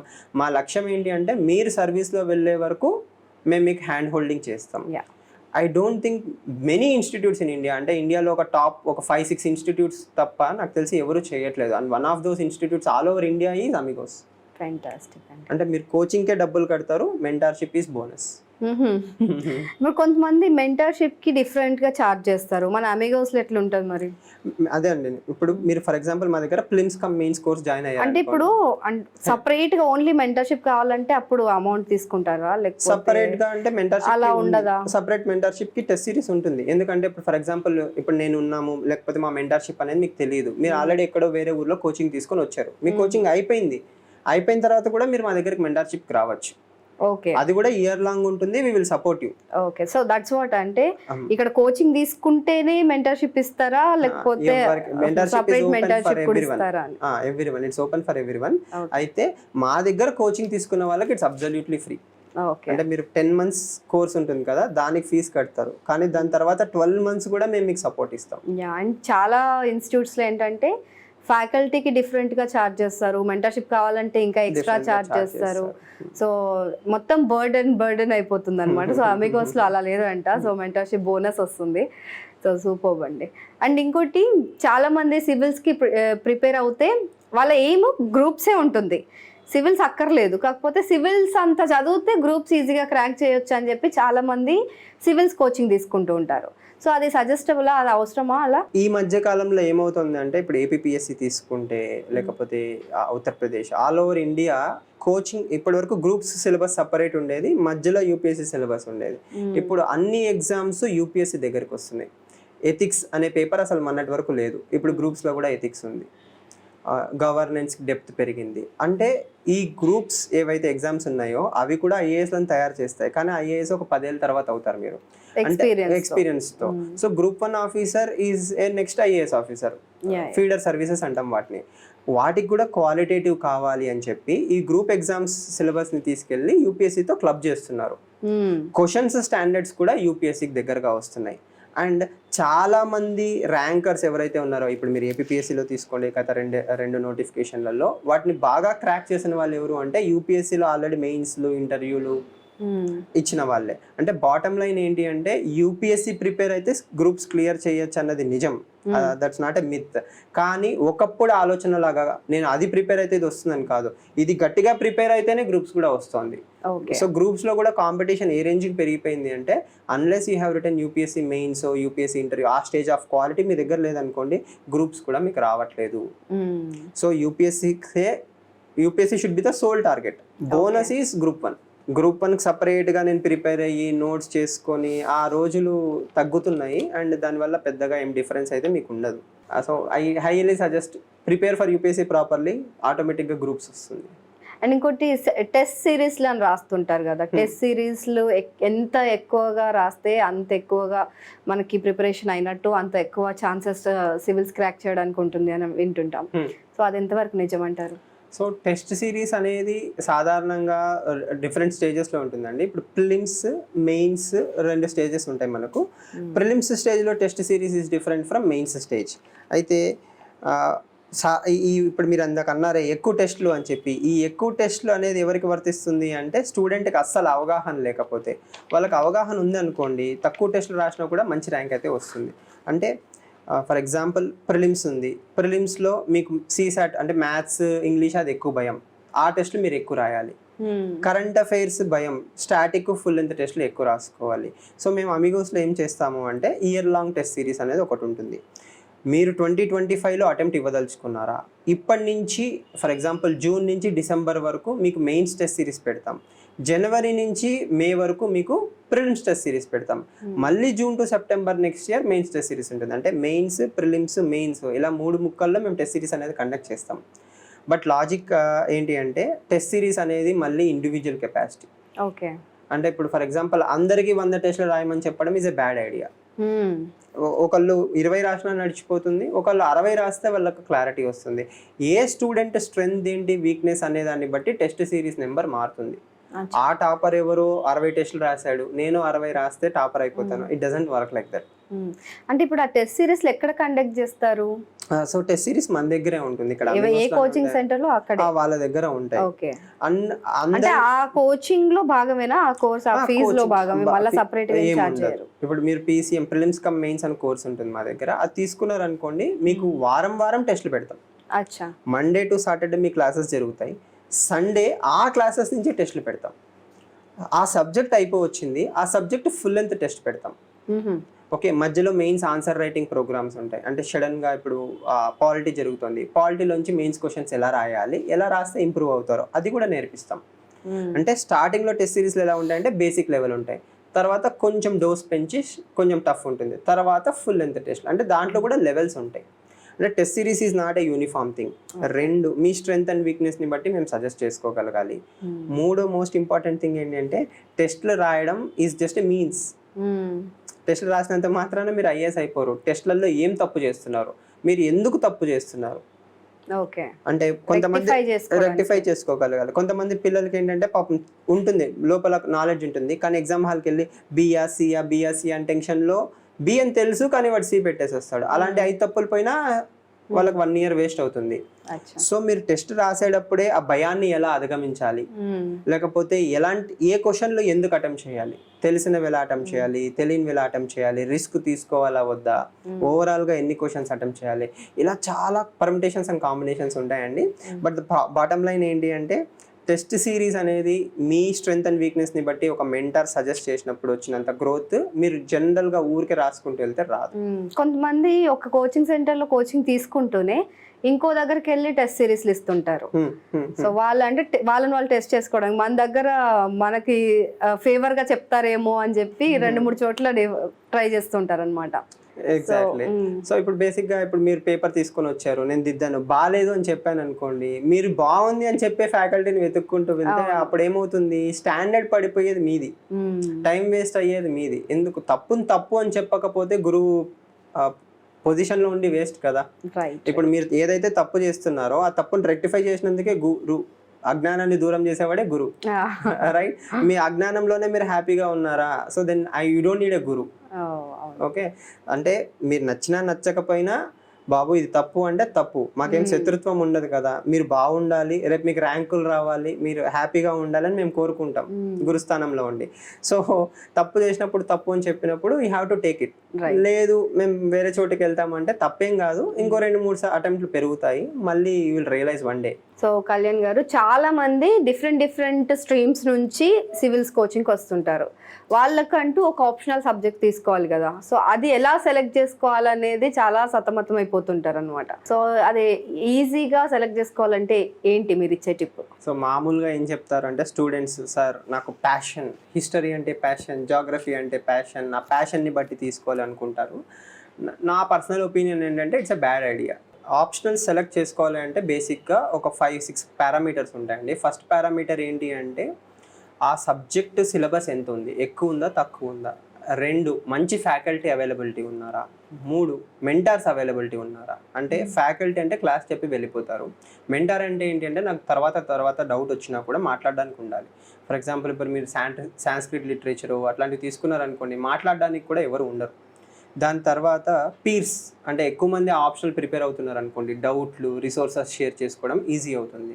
దీని తర్వాత ఆప్షనల్ సెలెక్ట్ చేసుకోవాలి అంటే test series availability, topper notes, topper suggestions, ఇలా ఒక 5-6-7 పారామీటర్స్ ఉంటాయి. ఇవన్నీ ఒకసారి కన్సిడరేషన్ తీసుకుంటే టాప్ 4-5 ఆప్షన్స్ చూసుకుంటే మనం జాగ్రఫీ ఎక్కువ మంది తీసుకుంటారు. Last year it was rewarding.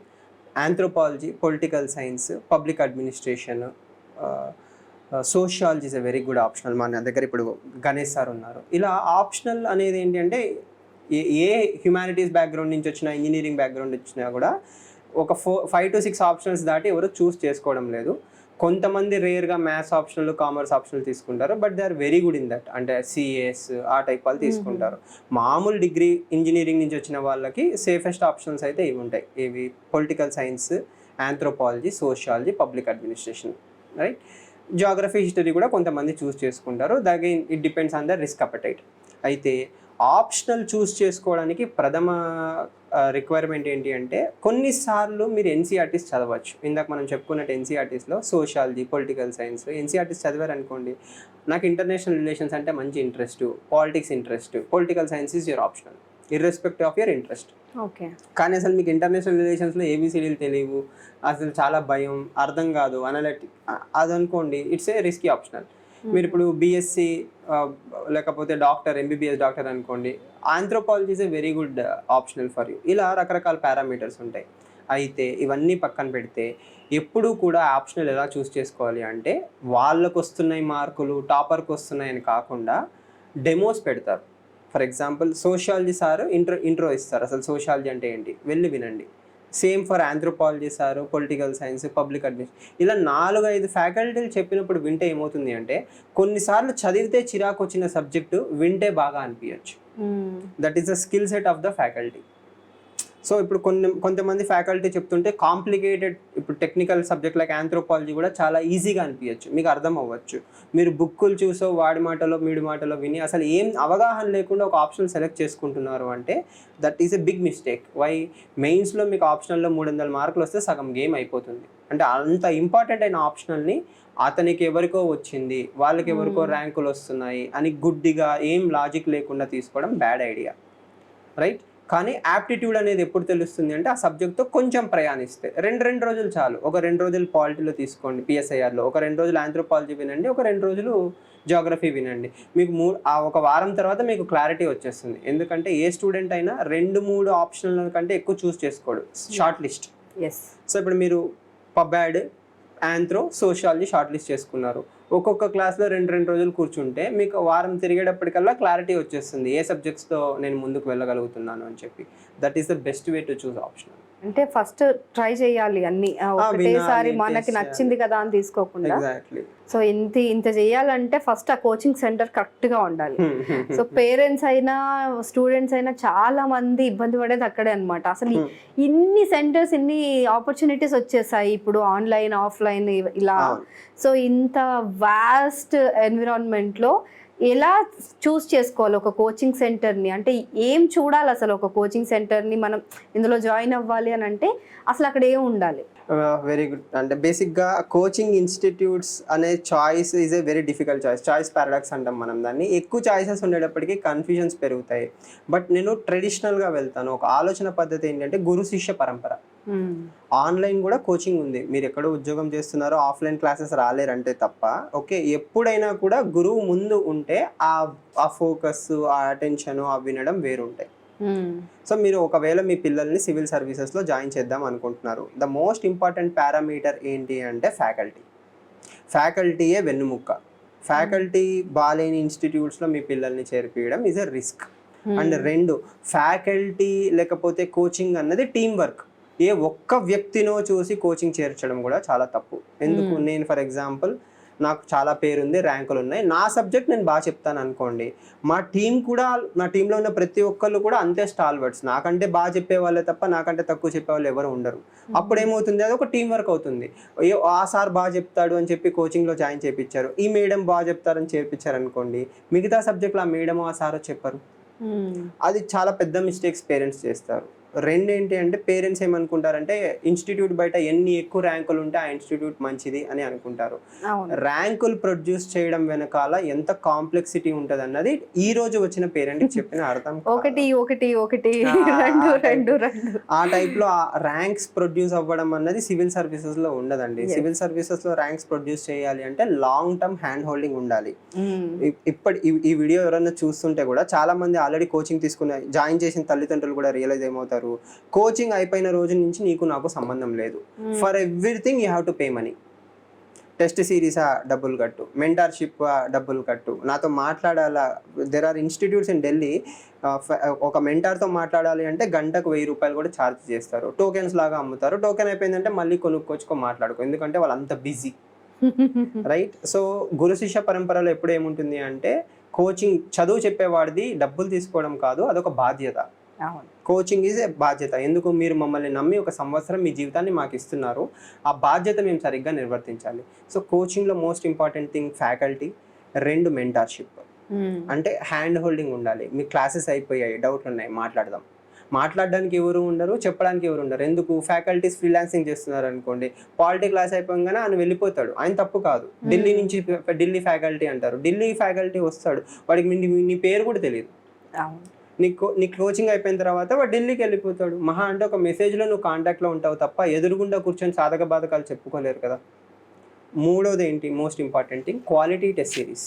మీ పిల్లలకి ఎంత బాగా మేము క్లాసులు చెప్పినా అది వాళ్ళకి ఎక్కిందా లేదా, అంటే వాళ్ళు వింటున్నారా లేదా. ఎప్పుడు టెస్ట్ చేయాలి? కోచింగ్ మొత్తం అయిపోయిన తర్వాత అరే ఇన్నాళ్ళు ఏం చేసావు అని అడగకూడదు. కోచింగ్ జరుగుతున్నప్పుడే వీక్లీ టెస్టులు పెడుతున్నారా, వీక్లీ టెస్ట్లో మీ పిల్లలకు మార్కులు వస్తున్నాయా, వాళ్ళకి హ్యాండ్అవుట్స్ వెళ్తున్నాయా, అంటే సమాజం మీద అవగాహన డెవలప్ చేస్తున్నారా లేదా, ఆలోచన పద్ధతి మారుస్తున్నారా, భయపడుతుంటే ధైర్యం పెంచుతున్నారా. అంటే ఆ హ్యాండ్ హోల్డింగ్ లేదనుకోండి, అంటే ఇప్పుడు ఇంట్లో మనం ఎంత జాగ్రత్తగా అయితే చూసుకుంటామో కోచింగ్ ఇన్స్టిట్యూట్లోనూ అలానే చూసుకోవాలి. సో కోచింగ్లో మోస్ట్ ఇంపార్టెంట్ పారామీటర్స్ అయితే ఇవి ఉంటాయి. ఇంకా ఎక్స్ట్రా ఏముంటాయి అంటే మంచి class room environment, infrastructure, and most important thing ఇప్పుడు డిజిటల్ క్లాస్ రూమ్స్ చాలా ఇంపార్టెంట్ అవుతున్నాయి. ఎందుకంటే ఇప్పుడు మంచి వర్చువల్ ప్రజెంటేషన్స్ చూపించడం కావచ్చు, వీటన్నిటికీ కూడా ఎంత ఉంటే అంత హెల్ప్ఫుల్ అవుతుంది. సో ఇవన్నీ పారామీటర్స్ చూసుకొని జాగ్రత్తగా సెలెక్ట్ చేసుకోవాలి ఒక coaching centre. Right. And most important thing ఏంటి అంటే అకౌంటబిలిటీ అంటాను నేనైతే. అంటే పేరెంట్ డబ్బులు కట్టిన తర్వాత మళ్ళీ సంవత్సరం వరకు వాళ్ళకి అనిపిరు, మాకు వాళ్ళకు బాధ్యత అయిపోయింది. రైట్. ఈరోజు కట్టడానికి వస్తాడు పేరెంట్, మళ్ళీ మోరార్లెస్ ఇంకా ఇన్స్టిట్యూట్ గడప ఎప్పుడు ఎక్కరు. సో పేరెంట్స్కి ఏంటంటే అదొక వాళ్ళు ఒక రెస్పాన్సిబిలిటీగా తీసుకోవాలి. సో ఒక పాయింట్ తర్వాత సివిల్ సర్వీసెస్కి వచ్చాము, ఇంత పెద్ద ఎగ్జామ్ కదా, అదే స్కూల్ ఎగ్జామ్ లాగా చెప్తున్నాడు అనిపిస్తుంది. కానీ ఏంటి అంటే కొన్నిసార్లు మేము ఎంత పుష్ చేసినా కూడా పిల్లలకు ఇంటి సైడ్ నుంచి కూడా పుష్ ఉండడం ఈక్వల్ ఇంపార్టెంట్. అంటే accountable, student has to be accountable. So ఏదన్నా 2 పారామీటర్స్ మీరు చూసుకోవాలి అనుకోండి ఇంత డిస్కషన్లో. ఒకటి ఏంటంటే సిలబస్ టైం కంప్లీట్ చేస్తున్నారా, క్వాలిటీ ఫ్యాకల్టీ ఉన్నారా, that is the most important parameter. 2వది మెంటార్షిప్. ఒకడు పట్టించుకుంటున్నారు, మీ పిల్లల్ని కోచింగ్ జాయిన్ చేసిన తర్వాత వదిలేయకుండా సంవత్సరం అయిన తర్వాత బాగా చెప్పారా బాగా చెప్పలేరా తెలిసిపోతుంది, కానీ వారం ఒకళ్ళు పట్టించుకుంటున్న ఇన్స్టిట్యూట్ ఉంది అంటే that is a good institute. అది ఏ ఇన్స్టిట్యూట్ అన్నా అవ్వచ్చు. ఓకే. సూపర్. అంటే అది జాయిన్ అయితే గానీ తెలీదు. ఇప్పుడు మీరైతే అమిగోస్ లో ఉందనేసి మనకి ఆల్రెడీ మౌత్ టాక్ కూడా ఉంది. ఇక్కడ ఇంకొకటి ఏంటి అంటే మేము అమిగోస్ లో సాధారణంగా ఏం చేస్తామంటే మీరు రండి, if you are watching this video, మీరు సివిల్ సర్వీసెస్ మీద ఇంట్రెస్టెడ్ ఉన్నారా, రండి, ఒక వారం రోజులు మా క్లాసెస్ లో కూర్చోండి. ఈ టాక్ టు అంటే ఫీజు కట్టిన పిల్లాడికి ఏమేమి ఫెసిలిటీస్ అయితే ఇస్తామో మీకు కూడా అన్ని ఇస్తాం. క్లాసెస్ వినండి, మెంటర్స్ తో మాట్లాడండి, తర్వాత మీకు నిజంగా వర్త్ అనిపిస్తేనే జాయిన్ కండి. It's like A open challenge కదా, మా మీద మాకు నమ్మకం ఉంది, మేము బాగా చేస్తున్నాము, మీరు రండి, వినండి, తర్వాత యూ పే ద ఫీ. అప్పుడు ఇంకా దాచుకోవడానికి ఏమి ఉండదు కదా మేడం, అదేదో డబ్బులు కడితేనే చూపిస్తాము వినిపిస్తాము అని కాదు. You come and you test our. Super. అది కళ్యాణ్ గారు ఏదో సవాల్ చేస్తున్నారు. సో చూద్దాం. అండ్ అదే ఇప్పుడు మీరు అంటున్నారు పేరెంట్స్ గురించి చెప్తున్నారు కదా, కొంతమంది నిజంగానే ఫీజు కట్టాం కదా వాళ్ళే చూసుకోవాలి అన్నట్టుగా వదిలేస్తారు, లైట్ తీసుకుంటారు. ఇంకొంతమంది ఎక్కడెక్కడ నుంచో డిస్ట్రిక్ట్స్ నుంచి వస్తుంటారు కదా, సో మా అబ్బాయి ఎలా ఉన్నాడు, మా పాప ఎలా ఉందో, అసలు తింటున్నారో లేదో అని బెంగ ఎక్కువ పెట్టేసుకుంటారు. సో అలా పేరెంట్స్ వచ్చినప్పుడు వాళ్ళకి మీరు ఏం చెప్తారు, అంటే ఎలాంటి ధైర్యం ఇస్తారు మీరు? సో బేసిక్ గా పేరెంట్ కి ఎప్పుడు ఏముంటుంది అంటే, ఫర్ ఎగ్జాంపుల్ ఇంటర్ ఎగ్జామ్ లాగా, ఇప్పుడు జూన్లో జాయిన్ అయ్యాడు, నెక్స్ట్ మేకి ఎగ్జామ్ రాస్తారు, ఎగ్జామ్లో క్లియర్ అయిపోతుంది అంటే వాళ్ళకి ఎంతసేపు, ఇప్పటివరకు ఈ ఎగ్జామ్ ఎవరికి అవగాహన ఉండదు కదండి. సివిల్ సర్వీసెస్ అవగాహన టోటల్లీ డిఫరెంట్ ఉంటుంది. వాళ్ళు దీన్ని ఒక స్కూల్ ఎగ్జామ్ లాగా ట్రీట్ చేస్తారు. సార్ మీ దగ్గర చేర్పించాం కదా, మంత్లీ టెస్ట్లో వీక్లీ టెస్ట్లో మార్కులు వచ్చాయి, బట్ ఫైనల్ టెస్ట్కి వచ్చేటప్పుడు మార్కులు రాలేదు అంటారు. కానీ మంత్లీ వీక్లీ కాకుండా వాళ్ళ ఓవరాల్ పర్సనాలిటీ డెవలప్మెంట్ అయినప్పుడు, ఇప్పుడు ఫర్ ఎగ్జాంపుల్ ఇంట్లో పేరెంట్సే ఉన్నారు, ఫోన్ చేసి 2-3 గంటలు రోజు తిన్నావా మాట్లాడుతున్నావా అని వాళ్ళు టైం వేస్ట్ చేశారు అనుకోండి, అది టైం వేస్ట్. లేదు క్లాసెస్ బాగా వింటున్నారు కానీ హోమ్ సిక్ ఉంది, పేరెంట్ ఏం చెప్పాలి, ఏం కాదమ్మా ధైర్యంగా ఉండు అని వాళ్ళ సైడ్ నుంచి వాళ్ళు మోటివేషన్ ఇవ్వాలి. అంటే ఇక్కడున్న మెంటార్స్ అక్కడున్న తల్లిదండ్రులు ఇద్దరూ కూడా ఒకే డైరెక్షన్లో వాళ్ళని వర్క్ చేసుకుంటూ వస్తే వాళ్ళ మధ్యలో హ్యాపీగా ఉంటారు. సో పేరెంట్స్ ఇన్స్టిట్యూషన్స్ రెండు ఏంటంటే వాళ్ళ మెంటల్ హెల్త్ కానీ లేకపోతే వాళ్ళ ఆలోచన పద్ధతి కానీ ఒకే డైరెక్షన్లో తీసుకెళ్లారు అనుకోండి, రిజల్ట్స్ విల్ ఈల్డ్ మోర్. ఇక్కడ చేర్పించేశాను చదువుతున్నారు అంటే we are not expecting them to call us ఇక్కడికి వచ్చి అని కాదు, కానీ వాళ్ళు ఏంటంటే పిల్లలు ఒక వయసు వచ్చిన తర్వాత తిట్టకూడదు అడగకూడదు అని ఉంటుంది కదా, అలా కాకుండా స్కూల్లో ఒకవేళ భయం పెట్టినట్టు కొంచెం ఫోర్స్ కనుక పెడితే ఇంకా రిజల్ట్ అనేది పెరుగుతుంది. అంటే పేరెంట్ సైడ్ నుంచి చేయాల్సింది అయితే అదే అండి, it's not the responsibility of institute alone. ఇప్పుడు నిన్న ఒక స్టూడెంట్ వచ్చారు, వాళ్ళ పేరెంట్స్ ఏదో ఒక 15 days ఏదో పెళ్ళి ఉందని పేరెంటాలు ఉన్నాయని చెప్పి తీసుకెళ్లారు. 15 days మీరే తీసుకెళ్తే స్టూడెంట్కి ఫ్లో బ్రేక్ అవుతుంది. మళ్ళీ వాళ్ళు వచ్చి మళ్ళీ 15 days ఫ్లోలోకి రావాలి అంటే 1 రోజులు పడుతుంది.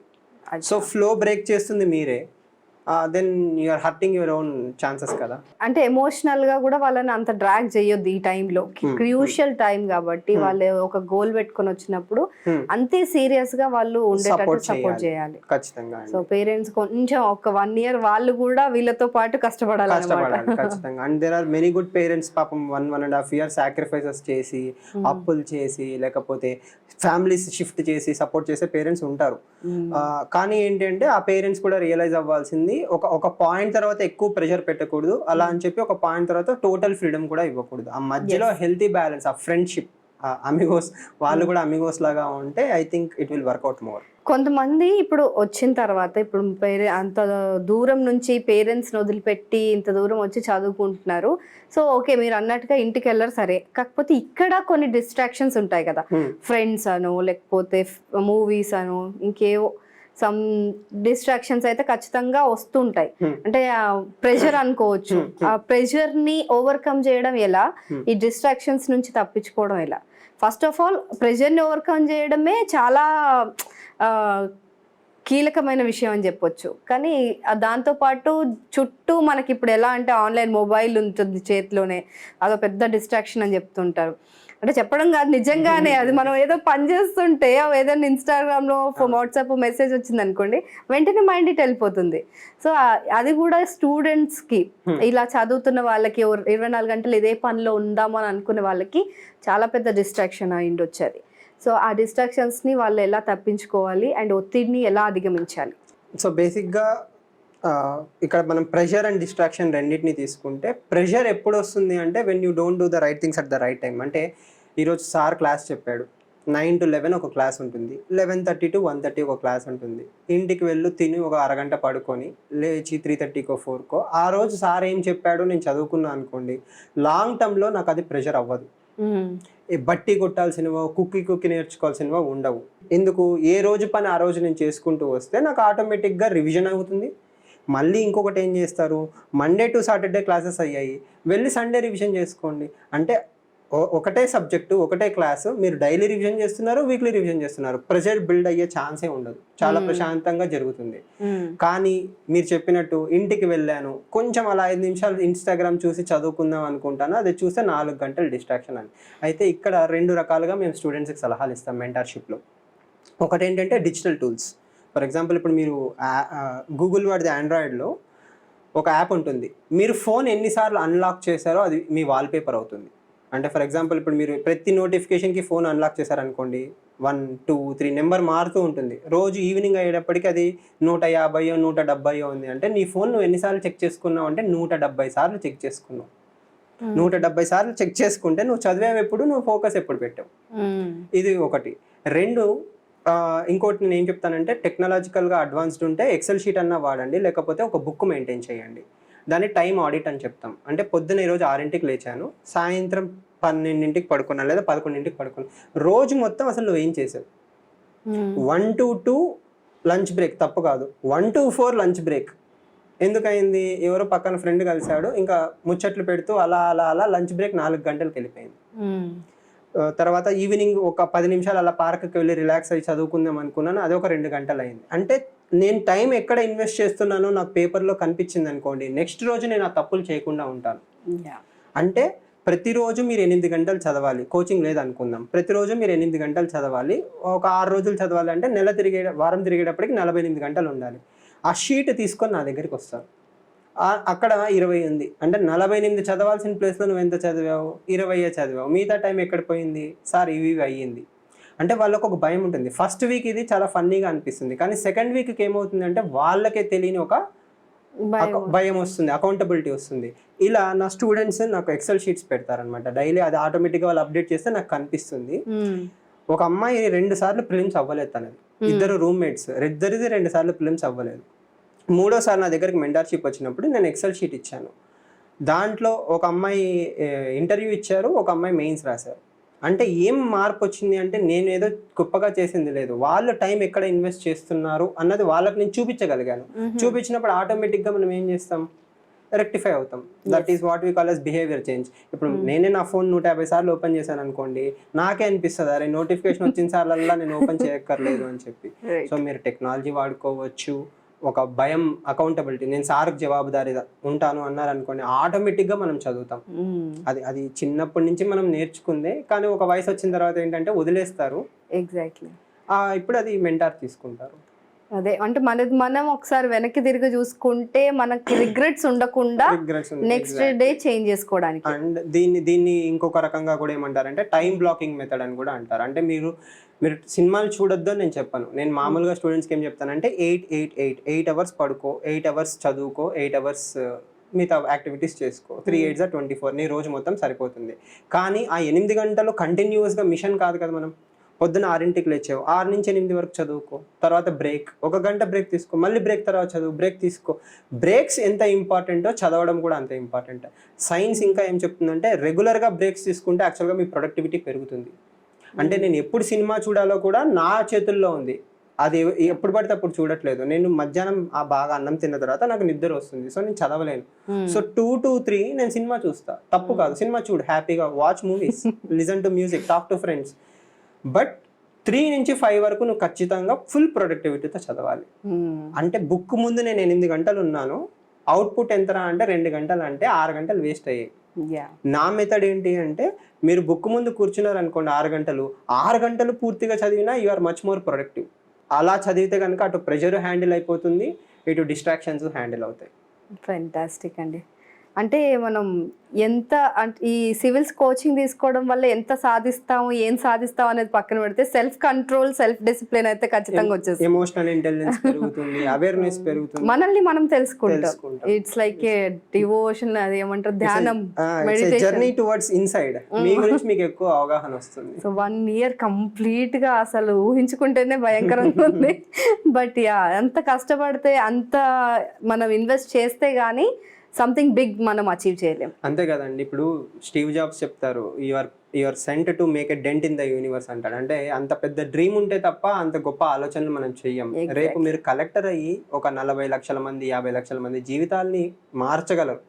ఒక 50 లక్షల మంది జీవితాన్ని మార్చాలి అంటే ఫస్ట్ నా జీవితం మీద నాకు కంట్రోల్ లేకపోతే నేను వాళ్ళకి ఏం సహాయం చేస్తాను? So that is the journey of UPSC. Super అండి. అండ్ ఇప్పుడు జర్నీ అంటే నిజంగా కొంతమందికి ఇది లాంగ్ టర్మ్ జర్నీ అయిపోతుందండి. అంటే ఒకరికేమో 1 yearలోనే, గ్రాడ్యుయేషన్ అయిపోయిన 1 yearలోనే క్రాక్ చేసేస్తారు. కొంతమంది 4-5 years కష్టపడ్డా కూడా వాళ్ళు మెయిన్స్ వరకు కూడా వెళ్ళలేకపోతుంటారు. సో అలాంటప్పుడు చాలా మంది డిమోటివేట్ అయిపోతుంటారు. సో అలాంటి వాళ్ళు ఎలా మీరు స్పిరిట్ బిల్డ్ చేస్తూ ఉంటారు? సో ఇంకొద్దు, ఆపేద్దాం, వేరే ఏదో చిన్న జాబ్ వచ్చినా సర్లే. కొంతమంది సివిల్స్కి ప్రిపేర్ అయ్యి కూడా Group 4 అలాంటి జాబ్స్ కూడా వెళ్ళిన వాళ్ళు ఉంటారు, ఏదో వచ్చింది కదా అన్నట్టుగా. సో అంత లాంగ్ లాస్టింగ్ వాళ్ళు ఒక గోల్ అచీవ్ చేయడానికి అంత టైం పడుతున్నప్పుడు మీరు వాళ్ళని ఎలా మోటివేట్ చేస్తారు? సో మెంటార్గా బాధ్యత ఏముంటుంది అంటే, ఫస్ట్ ఆఫ్ ఆల్ మనకు ఒక ఫ్లో ఉంటుంది కదా, ఎందుకు మీకు అంత టైం పడుతుంది? ఇప్పుడు వాళ్ళు ఎవరో బయట నుంచి వచ్చారు, రాగానే 1 yearలో వాళ్ళు కొట్టడం ఏంటి, ఇతను 3-4-5 అటెంప్ట్లు ఉండి కూడా కొట్టలేకపోవడం ఏంటి అంటే, ఎక్కడో ప్రిపరేషన్లో స్ట్రక్చరల్ ఫ్లా అని ఉంటుంది. అంటే అసలు అంటే ఇట్స్ లైక్ జ్వరం ఎందుకు వస్తుంది అనడానికి చాలా కారణాలు ఉన్నట్టు, ఎందుకు ఫెయిల్ అవుతున్నాము అంటే ఏదో ఒక కారణం అయితే ఖచ్చితంగా ఉంటుంది. అది ఫస్ట్ ఐడెంటిఫై చేస్తాం. అది ఐడెంటిఫై చేసిన తర్వాత వాళ్ళకు మేము ధైర్యం ఇస్తాం. ఎలా అని చెప్పి, ఇప్పుడు నువ్వు డీమోటివేట్ అవుతున్నావు, ఎందుకు, ఏ స్టేజ్లో ఫెయిల్ అవుతున్నావు? 4 అటెంప్ట్లు అయినా ప్రిలిమ్స్ కాలేదా? ఫస్ట్ ఏంటి, బేసిక్స్ లేవు. సాధారణంగా ఎవరిదన్నా 3-4 అటెంప్ట్ల తర్వాత ప్రిలిమ్స్ అవ్వలేదు అంటే ఒకటే కారణం ఏముంటుంది అంటే, వాళ్ళు ఏదైనా ప్రాక్టీస్ చేయలేదు, లేకపోతే బేసిక్స్ లేవు. మనం వాళ్ళకి నిజం చూపించామనుకోండి, రియాలిటీ, వాళ్ళకి మోటివేషన్ వస్తుంది చదవడానికి. అంటే దీన్ని ఎలా చెప్తామంటే, మీరు ఒకవేళ ఫెయిల్ అయినా you have to fail in the right direction. అంటే ఇప్పుడు కట్ ఆఫ్ 90 అనుకోండి, ఈ సంవత్సరం మీరు 88 మార్కులతో ఫెయిల్ అయితే నెక్స్ట్ సంవత్సరం వద్దన్నా చదువుతారు. ఎందుకు, అరే 1 మార్క్తో పోయింది, 2 మార్కులతో పోయింది అని మీకు మోటివేషన్ వస్తుంది. మీరు కట్ ఆఫ్ 90, మీకు 30-40 వస్తున్నాయి, నెక్స్ట్ టైం మీకు డౌట్ ఏమొస్తుందంటే, నేను చదివినా మళ్ళీ నాకు వస్తుందా, నేను ఇంప్రూవ్ అవుతానా, నేను ఇంతేనేమో, నా ఐక్యూ ఇంతేనేమో. ఎగ్జాక్ట్లీ అలా వాళ్ళని వాళ్ళు తప్పుగా నెగిటివ్, అంటే ఆ టేప్ వేసుకొని అదే బ్రెయిన్లో నడిచి వాళ్ళు డిమోటివ్ అవుతారు. సో ఫస్ట్ అటెంప్ట్ ఎప్పుడు బెస్ట్ అటెంప్ట్ ఎలా ఇవ్వాలి అంటే, మీరు చేయాల్సింది నిజంగా మనస్ఫూర్తిగా చేశారా, మార్కులు రాశారా, చదవాల్సిన బుక్కులన్నీ చదివారా, ఇది ఐడెంటిఫై చేసుకున్నాం అనుకోండి, వాళ్ళు గేమ్లో ఉంటారు. 2, ఎప్పుడు స్టూడెంట్ ఎలా ఉంటాడంటే, మెయిన్స్ ఇంటర్వ్యూ వరకు వెళ్ళి ఫెయిల్ అవుతున్నారు అంటే వాళ్ళకు మోటివేషన్ ఉంటుంది, because they are failing in the right direction. ప్రిలిమ్సే కాకుండా 4-5 అటెంప్ట్లు ఇస్తున్నాం అనుకోండి, వాళ్ళు ఇంకా మెల్లగా వాళ్ళని వాళ్ళు షిఫ్ట్ చేసుకుంటారు. ఈ Group 4 మీరు చెప్పినట్టు ఏ ఉద్యోగం వచ్చినా పర్లేదు అనే స్థితికి వెళ్తారు. కానీ అన్ఫార్చునేట్గా ఈరోజు కాంపిటేటివ్ వరల్డ్ ఎలా ఉందంటే, Group 2 కొట్టాలన్నా కూడా, అదేం చిన్న జాబ్ కాదు, Group 2 కొట్టాలన్నా కూడా కొన్ని లక్షల మందితో యూఆర్ కంపీటింగ్. సో ఏ కాంపిటేటివ్ ఎగ్జామ్ ఇండియాలో క్లియర్ చేయాలన్నా కూడా మీకు ఆ డిసిప్లైన్, గైడెన్స్, ఒక దారి లేకపోతే you are not going to make it. ఏదో నేను ఫాలో అవుతున్నాను మూస పద్ధతి, ఆ రోజులు పోయాయి. ఎప్పుడో 2010లో అతనికి వర్కౌట్ అయ్యింది, వర్కౌట్ కాదు. ఇప్పుడు కాంపిటేటివ్ ఎగ్జామ్ ఎంత మారిపోతుంది అంటే, 2022లో వాడిన స్ట్రాటజీ 2024 వర్కౌట్ అవ్వట్లేదు. మారిపోవాలి, అప్డేట్ అయిపోవాలి. టెక్నాలజీ పెరిగింది, చాట్ జీపీటీ లాంటి కొత్త టూల్స్ వచ్చాయి, రిసోర్సెస్ మారిపోతున్నాయి. సో ప్రపంచం ఎంత వేగంగా ముందుకెళ్తుంది అంటే, మీరు ఇంకా నా చిన్నప్పుడు పద్ధతులు వాడతాను, అవే చేస్తాను, అయినా నాకు ఉద్యోగం వస్తుంది అనుకుంటే మీరు భ్రమలో బతుకుతున్నారు. ఎగ్జాక్ట్లీ మీరు అన్నట్టే అదే అడగాలనుకుంటున్నాను యాక్చువల్గా నేను కూడా. ఏంటంటే సబ్జెక్ట్ ఎవ్రీ ఇయర్ అప్డేట్ అవుతూ వస్తుంది. అంటే మనం లాస్ట్ ఇయర్ ప్రిపేర్ అయిన వాళ్ళు కూడా ఈసారి డిఫరెంట్ సబ్జెక్ట్స్ చదవాల్సి వస్తుంది, డిఫరెంట్ సిలబస్ చదవాల్సి వస్తుంది. సో ఆ సిలబస్ని వాళ్ళు ఎట్లా అప్గ్రేడ్ చేసుకుంటూ ఉండాలి వాళ్ళని వాళ్ళు? ఎవ్రీ ఇయర్ అప్గ్రేడేషన్ అని అంటే ఇట్స్ టైం టేకింగ్ అని అనిపిస్తుంది, మళ్ళీ అంత టైం ఇన్వెస్ట్ చేయాలి. అయితే ఇక్కడ రెండు క్లారిటీస్ ఇస్తాను. ఒకటి ఏంటంటే కోచింగ్లో ఉన్న స్టూడెంట్స్, కోచింగ్ తీసుకున్న స్టూడెంట్స్. ఫర్ ఎగ్జాంపుల్ మీరు సివిల్ సర్వీసెస్కి వచ్చారు, 2018లో కోచింగ్ తీసుకున్నారు, ఇది 2024, ఒక 6 ఏళ్ళు తెలియకుండా అటెంప్ట్ అయిపోయింది, మీరు 3 అటెంప్ట్స్ ఇచ్చారు. అప్పుడు మీరు తీసుకున్న కోచింగ్లో స్టాటిక్ పార్ట్ ఏదైతే ఉంటుందో, అంటే మారనిది ఏదైతే ఉంటుందో కొంచెం జాగ్రఫీ, హిస్టరీ, అవి మీరేం తీసుకోక్కర్లేదు. బట్ ఇప్పుడు డైనమిక్ పార్ట్ ఉంటుంది, కరెంట్ అఫైర్స్ యాడిషన్ ఉంటాయి కదా, అవన్నీ టెస్ట్ సిరీస్తో మాత్రమే మీరు రెక్టిఫై చేసుకోగలరు. మళ్ళీ ఇప్పుడు కోచింగ్ తీసుకోవాలన్నది కాదు, ఏదైతే డైనమిక్ ఉంటుందో అది మీరు టెస్ట్ సిరీస్ రూపంలో కవర్ చేయాలి, ఏదైతే స్టాటిక్ ఉంటుందో దాంట్లో మీరు స్ట్రాంగ్ ఉండాలి. సో ఇక్కడ ఒక మేజర్ పాయింట్ ఏంటి అంటే స్టూడెంట్స్ గమనించాల్సింది, strategy will change with test series. యూపీఎస్సీలో ఎగ్జాంపుల్ చెప్తాను మీకు. యూపీఎస్సీలో ఒకప్పుడు ఏంటంటే ఏబిసిడి క్వశ్చన్స్ వచ్చేవి, 1 and 2 క్వశ్చన్స్ వచ్చేవి, అంటే పైన 2 స్టేట్మెంట్లు ఇచ్చాడు, రెండిట్లో ఏది కరెక్ట్ అని చెప్పి. 2023లో వాడు ఏం చేశారు యూపీఎస్సీ వాళ్ళు, 1 pair 2 pair 3 pair 4 pair అని చెప్పి క్వశ్చన్ ఫ్రేమ్ చేసే పద్ధతి మార్చారు. అంటే క్వశ్చన్ ఫ్రేమ్ చేసే పద్ధతి మారినప్పుడు మీ చదివే పద్ధతి మారాలి, మిమ్మల్ని ట్రైన్ చేసే పద్ధతి మారాలి. ఇప్పుడు మీరు అమిగోస్లో చేరితే డే 1 నుంచి మా క్వశ్చన్ పేపర్లో ఎలా ఉంటుందంటే 2024 ప్రిలిమ్స్లో ఎలాంటి క్వశ్చన్లు అడిగాడో, ఎలాంటి స్టైల్లో అడిగాడో అలా మేము తీసుకెళ్తాం. అప్పుడు మీరు 25లో కొంచెం అటు ఇటుగా వచ్చినా కూడా బ్యాలెన్స్ చేసుకుంటారు. కానీ మీరు ఎప్పుడో 2010, 14, 15 మోడల్స్ ఫాలో అయ్యారనుకోండి, 24లో వర్కౌట్ కాదు. ఎగ్జాక్ట్లీ, చాలా మంది అదే చెప్తారు, అంటే ఒక 10 years బ్యాక్ ఉన్న పేపర్స్ అన్ని కూడా చూడండి, అదే యూజ్ అవుతుంది, అవే రిపీట్ అవుతాయి అని అంటారు. ఆ మోడల్స్ వర్క్ అవుతాయి, అంటే ఆ కాన్సెప్ట్స్ సేమ్ ఉంటాయి, కానీ క్వశ్చన్ ఫ్రేమింగ్ డిఫరెంట్ గా ఉండాలి. అచ్చా, అంటే ఇప్పుడు టాపిక్స్ అయితే మారవు కదండి. ఇప్పుడు 1857 రివాల్ట్ అడుగుతాడు, కానీ 1857 రివాల్ట్ ముందు ఏంటి, కొంచెం తెలిసి సగం సగం తెలిసినా నడిచిపోయేది. ఇప్పుడు ఏంటంటే కరెక్ట్గా 4 తెలియాలి, తెలిస్తేనే మీరు ముందుకు వెళ్ళగలుగుతున్నారు, మీ కాన్సెప్చువల్ క్లారిటీ పెరగాలి. అంటే అమిగోస్ లేదా ఏది ఇన్స్టిట్యూట్లో చేరితే ఏమవుతుందంటే మీకు ఆ ఆలోచన పద్ధతిని మారుస్తాం. అప్పుడు మీకు ఏ ఎగ్జామ్కి వెళ్ళడానికన్నా ఈజీ అవుతుంది. అది గ్రూప్ 2 కావచ్చు, గ్రూప్ 1 కావచ్చు, సివిల్స్ కావచ్చు. Question papers have to be dynamic, అది సెట్ చేసే వాళ్ళకి అవగాహన ఉండాలి ఎగ్జామ్ మీద, అండ్ స్టూడెంట్కి న్యాయం జరగాలి. ఫర్ ఎగ్జాంపుల్ మొన్న గ్రూప్ 1 జరిగింది తెలంగాణ గ్రూప్ 1 పేపర్స్ మా దగ్గర చూస్తే ఆల్మోస్ట్ 77 క్వశ్చన్లు, 150 క్వశ్చన్లలో 77 క్వశ్చన్లు మా క్వశ్చన్ పేపర్స్ నుంచో మా మెటీరియల్ నుంచో రిఫ్లెక్ట్ అయ్యాయి. మీకు సక్సెస్ రేట్ పెరుగుతుంది. అంటే అదేదో ఖర్చు, డబ్బులు వాళ్ళకి ఎందుకు ఇవ్వాలి, నేనే సొంతంగా ప్రిపేర్ అవుతాను అని అనుకుంటే, ఒక ఎక్స్పర్ట్ ఏం చేస్తాడు, ఆ ఎక్స్పర్ట్ మీకు టైం సేవ్ చేస్తాడు. మాకు తెలిసినంత అవగాహన మీకు ఉండదు కదా. ఇప్పుడు ఫర్ ఎగ్జాంపుల్ ఈ రోజు కాకపోతే నిన్న కోచింగ్కి వచ్చి ఈ క్వశ్చన్ వస్తుంది సార్, ఇది నేను గెస్ చేశానంటే, ఇన్నేళ్ల నుంచి మేము ఇంకా బాగా గెస్ చేయగలం. అవన్నీ తీసుకెళ్లి టెస్ట్ సిరీస్లో పెట్టినప్పుడు ఏమవుతుందంటే మీ బ్రెయిన్కి పదును పెడతాం, ఇలా కూడా ఆలోచించు, ఎవరు ఆలోచించట్లేదు, ఇక్కడ నుంచి క్వశ్చన్ వచ్చే ఛాన్స్ ఉంటుంది అని చెప్పి. సో అప్పుడు మీకు సక్సెస్ రేట్ పెరుగుతుంది. ఎగ్జాక్ట్లీ, సూపర్ అండి. అండ్ అమిగోస్లో ఒక సాకార్ అనే ప్రోగ్రామ్ విన్నాం, ఎందుకంటే చాలామంది స్టూడెంట్స్ గ్రాడ్యుయేషన్ లెవెల్ నుంచే మేము ప్రిపేర్ అయితే బాగుంటుంది, టైం వేస్ట్ అవ్వకుండా ఉంటుంది, తర్వాత అంటే గ్రాడ్యుయేషన్ అయిపోయిన తర్వాత ఒక 3-4 years వెచ్చించడం కంటే గ్రాడ్యుయేషన్తో పాటు సివిల్స్ చేసుకుంటే బాగుంటుంది కదా, ఆ ప్రిపరేషన్లో నేను ఏం చదివిన టైం వేస్ట్ అవ్వకుండా ఉంటుంది కదా అని చాలామంది ఆలోచిస్తారు. సో అలాంటి వాళ్ళ కోసం ఈ సాకార్ అనేది ఏదో ఒక ప్రోగ్రామ్ రన్ చేస్తున్నారని తెలిసింది మాకు. What is this Saakar all about? So Saakar is a wonderful program which is a value addition program అండి. అంటే మామూలుగా మార్కెట్లో కానీ ఎలా ఉంది అంటే inter plus IAS, degree plus IAS, అక్కడ సాధారణంగా ఏం టార్గెట్ చేస్తారంటే high prices for the graduation.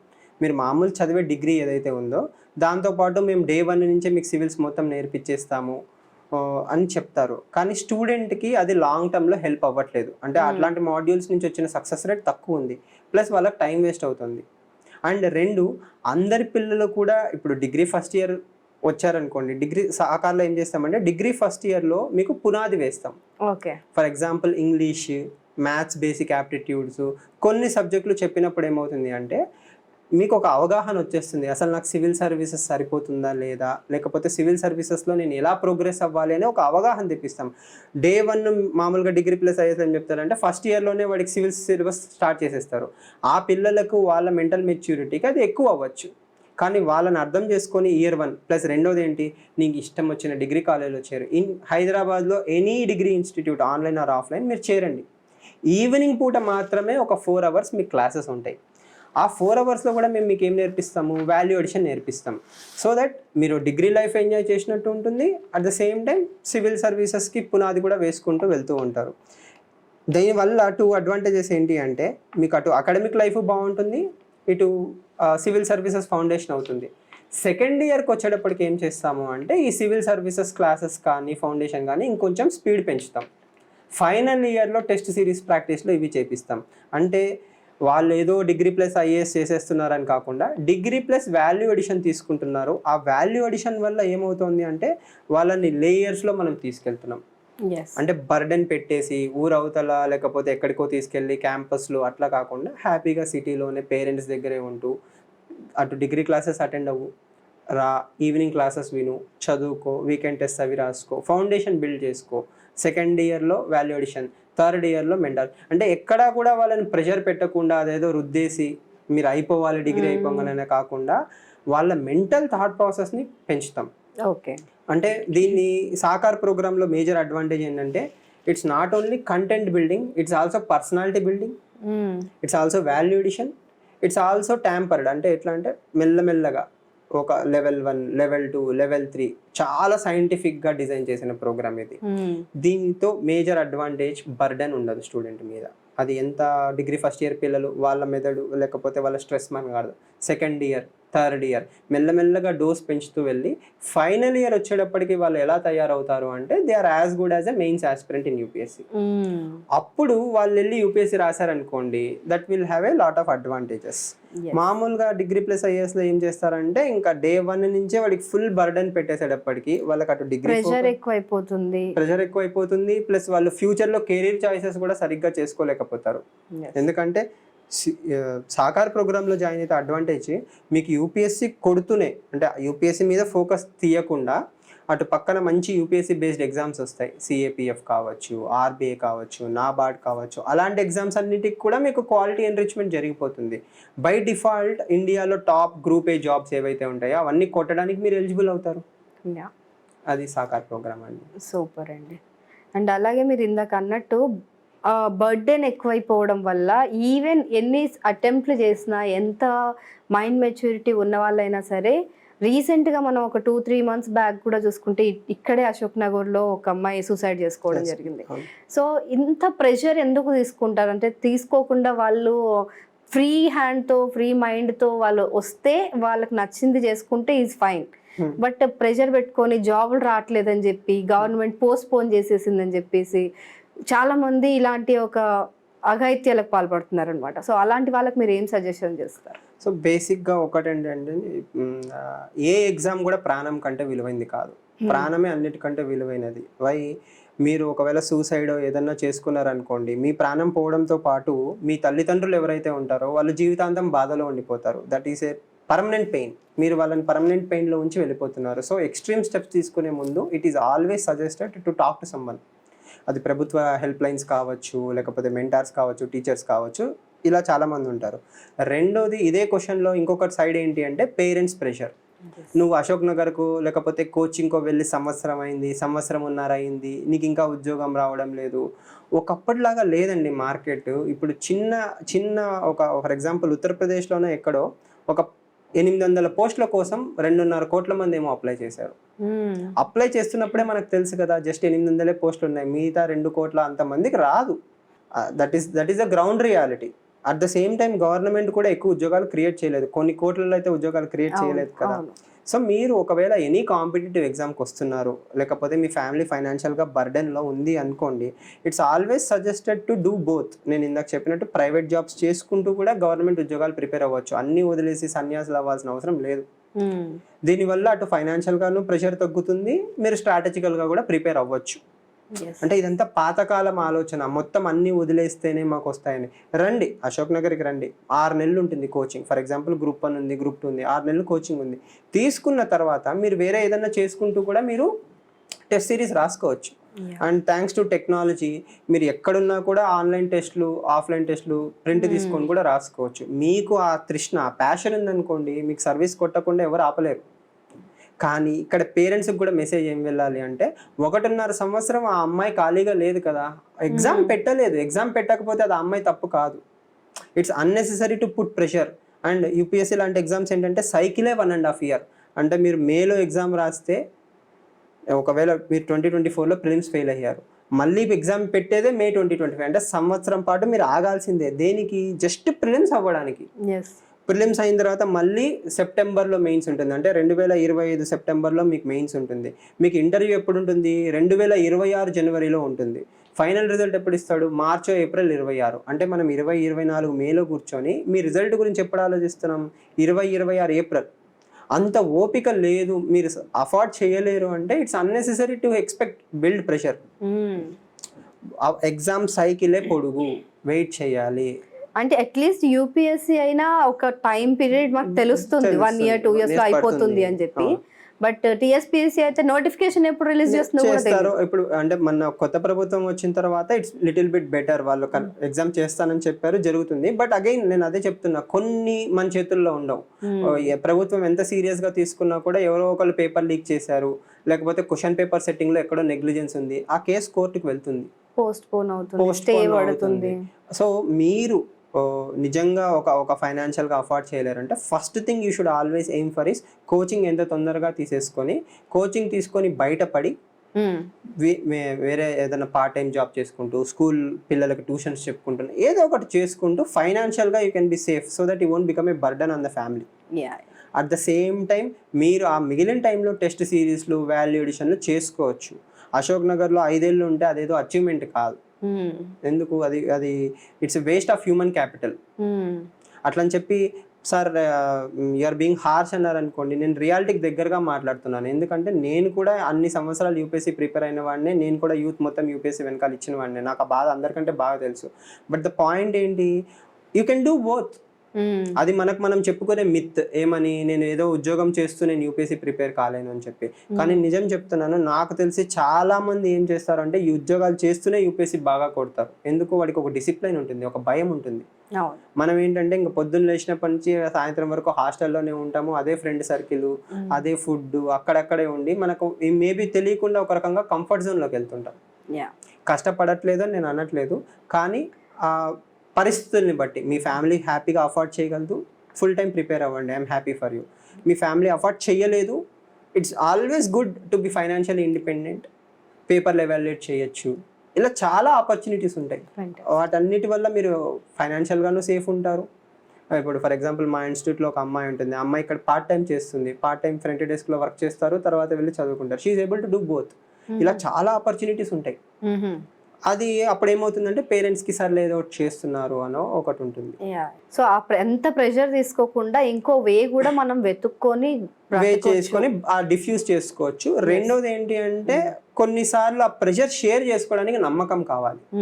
అంటే ఇప్పుడు మంచి ఫ్రెండ్స్ లేకపోతే టీచర్స్ ఎవరో ఒకళ్ళు నచ్చుతారు కదా, ఇంత పెద్ద ఇండస్ట్రీలో ఏదో ఒక గురువు, మెంటారో, స్కూల్ టీచర్లో, కాలేజ్ టీచర్లో ఎవరో ఒకళ్ళు, వాళ్ళకి వెళ్ళి మీ సాధక బాధకాలు చెప్పుకోండి. మీలో మీరే అన్ని పెంటప్ చేసుకోవాల్సిన అవసరం లేదు. ఇక్కడ మారాల్సింది ఎవరు అంటే అండి తల్లిదండ్రులు.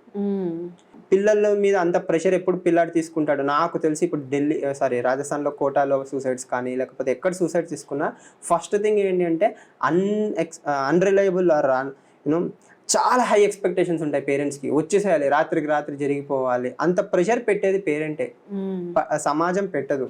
ఫ్రెండ్స్ సాధారణంగా డిఫ్యూజ్ చేస్తారు. కానీ ఇంట్లో అంతా అర్థం అంటే తల్లిదండ్రులకి స్టూడెంట్స్కి మధ్యలో ఎప్పుడైతే బ్రేక్ అయితే వస్తుందో కమ్యూనికేషన్లో, అప్పుడే పాపం వాళ్ళు ఎవరికి చెప్పుకోవాలో తెలియక ఈ ప్రెషర్స్ తీసుకుంటారు. సో పేరెంట్స్ ఒకవేళ మీరు వింటూ ఉంటే ఫస్ట్ ఏంటంటే ఉద్యోగం అనేది ఈరోజు కాకపోయినా రేపు వస్తుంది. అండ్ ప్రైవేట్ సెక్టర్ ఏమంత తక్కువ కాదు, there are many opportunities. Government ఉద్యోగం ఈజ్ రొమాంటిక్, అంటే బాగుంటుంది, మంచి జాబ్, ఒకప్పుడులాగా లేదు. ఇప్పుడు గవర్నమెంట్ ఉద్యోగాల్లో కూడా ప్రెషర్ ఎక్కువైపోయింది, అకౌంటబిలిటీ పెరిగింది. 9 నుంచి 5 సంతకాలు పెట్టి వచ్చే రోజులు పోయాయి. గవర్నమెంట్ ఉద్యోగంలో వచ్చినా మీరు బాగా పని చేయాలి, ప్రైవేట్లోకి వెళ్ళినా పని చేయాలి. సో చేతిలో ఒక ఉద్యోగం ఉండడం ఇంపార్టెంట్ అనుకోండి తప్ప గవర్నమెంట్ ఉద్యోగం వస్తేనే మిగతా చూడకు, ఫోకస్ పెట్టు. హ్యాపీగా 9 to 5 జాబ్స్ చేసుకోండి, ఈవినింగ్ వచ్చి టెస్ట్ సిరీస్లు రాయండి. You will do best of both worlds. అటు ప్రైవేట్లోనూ చేసినట్టు ఉంటుంది, ఇటు మీకు గవర్నమెంట్ ఉద్యోగం వచ్చే ఛాన్స్ పెరుగుతుంది. సో ఈ ప్రెషర్ అంటుంటే నార్మల్గా మనకి మన వరల్డ్ మొత్తంలోనే అందరికంటే ఎక్కువ ప్రెషర్ తీసుకునేది ఒక మదర్ ఏమో కదా. సో ఆ మదర్ కూడా ఐఏఎస్ ఐపీఎస్ కావాలని ఉంటుంది కదా కళ. తను ఎప్పుడో ఏదో అనుకుంటుంది గోల్ పెట్టుకొని, కాకపోతే సమాజం వల్లనో ఇంట్లో పరిస్థితులలో పెళ్లి చేసేసుకొని ఒక మదర్ అయిపోయిన తర్వాత మళ్ళీ ఇటువైపు రావాలి అని అంటే చాలా మంది ఇప్పుడు ఏం చేస్తాంలే, పిల్లలు పుట్టేశారు, ఇంకా అవ్వదు, ఇంకా బాధ్యతలు ఉన్నాయి, అని అంటారు. అదే ఒక ఫాదర్ అలా ఆలోచించారు. పిల్లలున్నా ఇంకెవరున్నా సరే ఆయన ఒక ట్రయల్ చేద్దామనేసి ఆలోచిస్తారనమాట. కానీ విమెన్కి ఏంటో ఇంకా బ్యారికేడ్స్ అంటే ఎక్కువ బ్యారియర్స్ ఉన్నాయేమో అని అనిపిస్తుంది అనమాట. సో అలా ఒక మదర్ మళ్ళీ ఒక సివిల్స్కి వచ్చి మళ్ళీ తన ప్రెషర్ లేకుండా ప్రిపేర్ అవ్వాలి అని అంటే ఏం సజెస్ట్ చేస్తారు మీరు? అలాంటి ఆడవాళ్ళందరికీ ఫస్ట్ ఆఫ్ ఆల్ ఏంటి అంటే అను కుమారి గారి గురించి చెప్పాలి. She's an all India second ranker, she's a mother and she cleared UPSC exam. So UPSC attempt మీరు ఫస్ట్ అటెంప్ట్లో క్లియర్ చేస్తున్నారా, 32 ఏళ్ళ లాస్ట్ అటెంప్ట్లో క్లియర్ చేస్తున్నారా అన్నది డజంట్ మ్యాటర్. మీరు చివరికి కలెక్టర్ అయ్యారా లేదా అన్నది ఎవరన్నా పట్టించుకుంటారు. సో అగైన్ సమాజంలో ప్యాట్రియార్కి లేకపోతే తల్లిదండ్రుల ప్రెషర్ వల్ల దేనివల్ల ఒకవేళ మీకు తొందరగా పెళ్ళి అయిపోయింది, పిల్లలు, ఫ్యామిలీ బాధ్యతలు వచ్చేసాయి, కొంచెం ఫ్రీ టైం దొరికింది అనుకుంటే మీరు యూపీఎస్సీ ప్రిపరేషన్ ఖచ్చితంగా మొదలు పెట్టచ్చు. And I highly encourage it కూడా. ఎందుకు, అట్లీస్ట్ ఒకవేళ మీరు ఇంటర్వ్యూకో వెళ్ళి అంటే అది జరిగి ఉద్యోగం వస్తే మంచిది, లేదనుకోండి మీకు వచ్చిన అవగాహన, mother is the first teacher and you will be the best teacher. అంటే అలాంటి పిల్లలు చాలా లక్కీ అని చెప్తాను. అంటే ఏ తల్లిదండ్రులు అయితే సివిల్ సర్వీసెస్ ప్రిపేర్ అయి ఉంటారో వాళ్ళ పిల్లలు లక్కీ, ఎందుకంటే డే 1 నుంచి వాళ్ళ అవగాహన విల్ బి డిఫరెంట్. అండ్ నా ఫ్రెండ్ క్రాంతి అని ఉంటారు, she's an IAS in Telangana right now. ఆ అమ్మాయి వాళ్ళ నాన్నగారు అప్పట్లో యూపీఎస్సీ ప్రిపేర్ అయ్యారు and he couldn't clear it. ఆయన he's a very famous doctor now. అయితే తను ఆ అమ్మాయిని ఎలా పెంచారు అంటే ఆ అమ్మాయి అవగాహన రాహిత్యం కానీ అది అసలు నెక్స్ట్ లెవెల్లో ఉంటుంది. And she clear the exam in very young age and she's an IAS now. Advantage ఎప్పుడు వస్తుంది అంటే ఎవరైనా కానీ యూపీఎస్సీ ప్రిపేర్ అవుతాయి, అది తండ్రి కావచ్చు తల్లి కావచ్చు. అది మీరు చెప్పినట్టు ఏమంటే సమాజంలో తండ్రికి ఎక్కువ ఎక్స్పెక్టేషన్స్ ఉండవు, దే ఆర్ మోర్ ఫ్రీ, పెళ్ళిళ్ళు చేసుకొని కూడా ప్రిపేర్ అయ్యే వాళ్ళు ఉంటారు. కానీ స్త్రీలకు ఆడవాళ్ళకి ఏంటంటే it's highly suggested so that you will be financially free, ఆలోచన పద్ధతి మారుతుంది. అండ్ మోస్ట్ ఇంపార్టెంట్ థింగ్ ఏంటి అంటే కోచింగ్కి రాలేరు సాధారణంగా, బట్ ఆన్లైన్ హెల్ప్ తీసుకోవచ్చు. ఇంట్లో కూర్చొని మా ఆన్లైన్ క్లాసెస్ వినొచ్చు, టెస్ట్ సిరీస్ మాట్లాడచ్చు, లేకపోతే జూమ్ కాల్లో మెంటార్స్తో మాట్లాడచ్చు. అంటే ఆ ఫ్లెక్సిబిలిటీ కూడా మనం ఇస్తాము డిపెండింగ్ ఆన్ యువర్ కండిషన్. కోచింగ్కి రావాలి అని ఎంత ఇంపార్టెంటో ఆ కోచింగ్ వేరే రకంగా కూడా మీరు తీసుకోవచ్చు, బికాజ్ మీ పరిస్థితి లిటిల్ బిట్ డిఫరెంట్. కానీ మీకు స్కూల్కి వెళ్ళే వయసు ఉన్న పిల్లలు ఉన్నారు, వాళ్ళు స్కూల్కి వెళ్ళిన తర్వాత మోర్ ఆర్ లెస్ మీకు ఫ్రీ టైం దొరుకుతుంది. అప్పుడు మీరు ఎలాంటి బుక్స్ చదవాలి, ఎంత చదువుతున్నారు, మీ ప్రోగ్రెస్ ఏంటి, అది కూడా మెంటార్స్ హెల్ప్ చేస్తారు. That is part and parcel of mentorship. And age limit ఎలా ఉంటుంది? ఏజ్ లిమిట్ అందరికీ ఒకటే ఉంటుందా లేకపోతే మన కేటగిరీస్ ని బట్టి? డిఫరెంట్ కేటగిరీస్ ని బట్టి ఉంటుందండి. జనరల్ కేటగిరీకి అయితే 32, ఓబీసీ అంటే ఎప్పటి వరకు సివిల్స్ రాసుకోవచ్చు? సివిల్స్ రాసుకోవచ్చు ఎప్పుడంటే జనరల్ కేటగిరీ వాళ్ళు 32 వయసు వరకు రాసుకోవచ్చు, లేదా 6 అటెంప్ట్స్.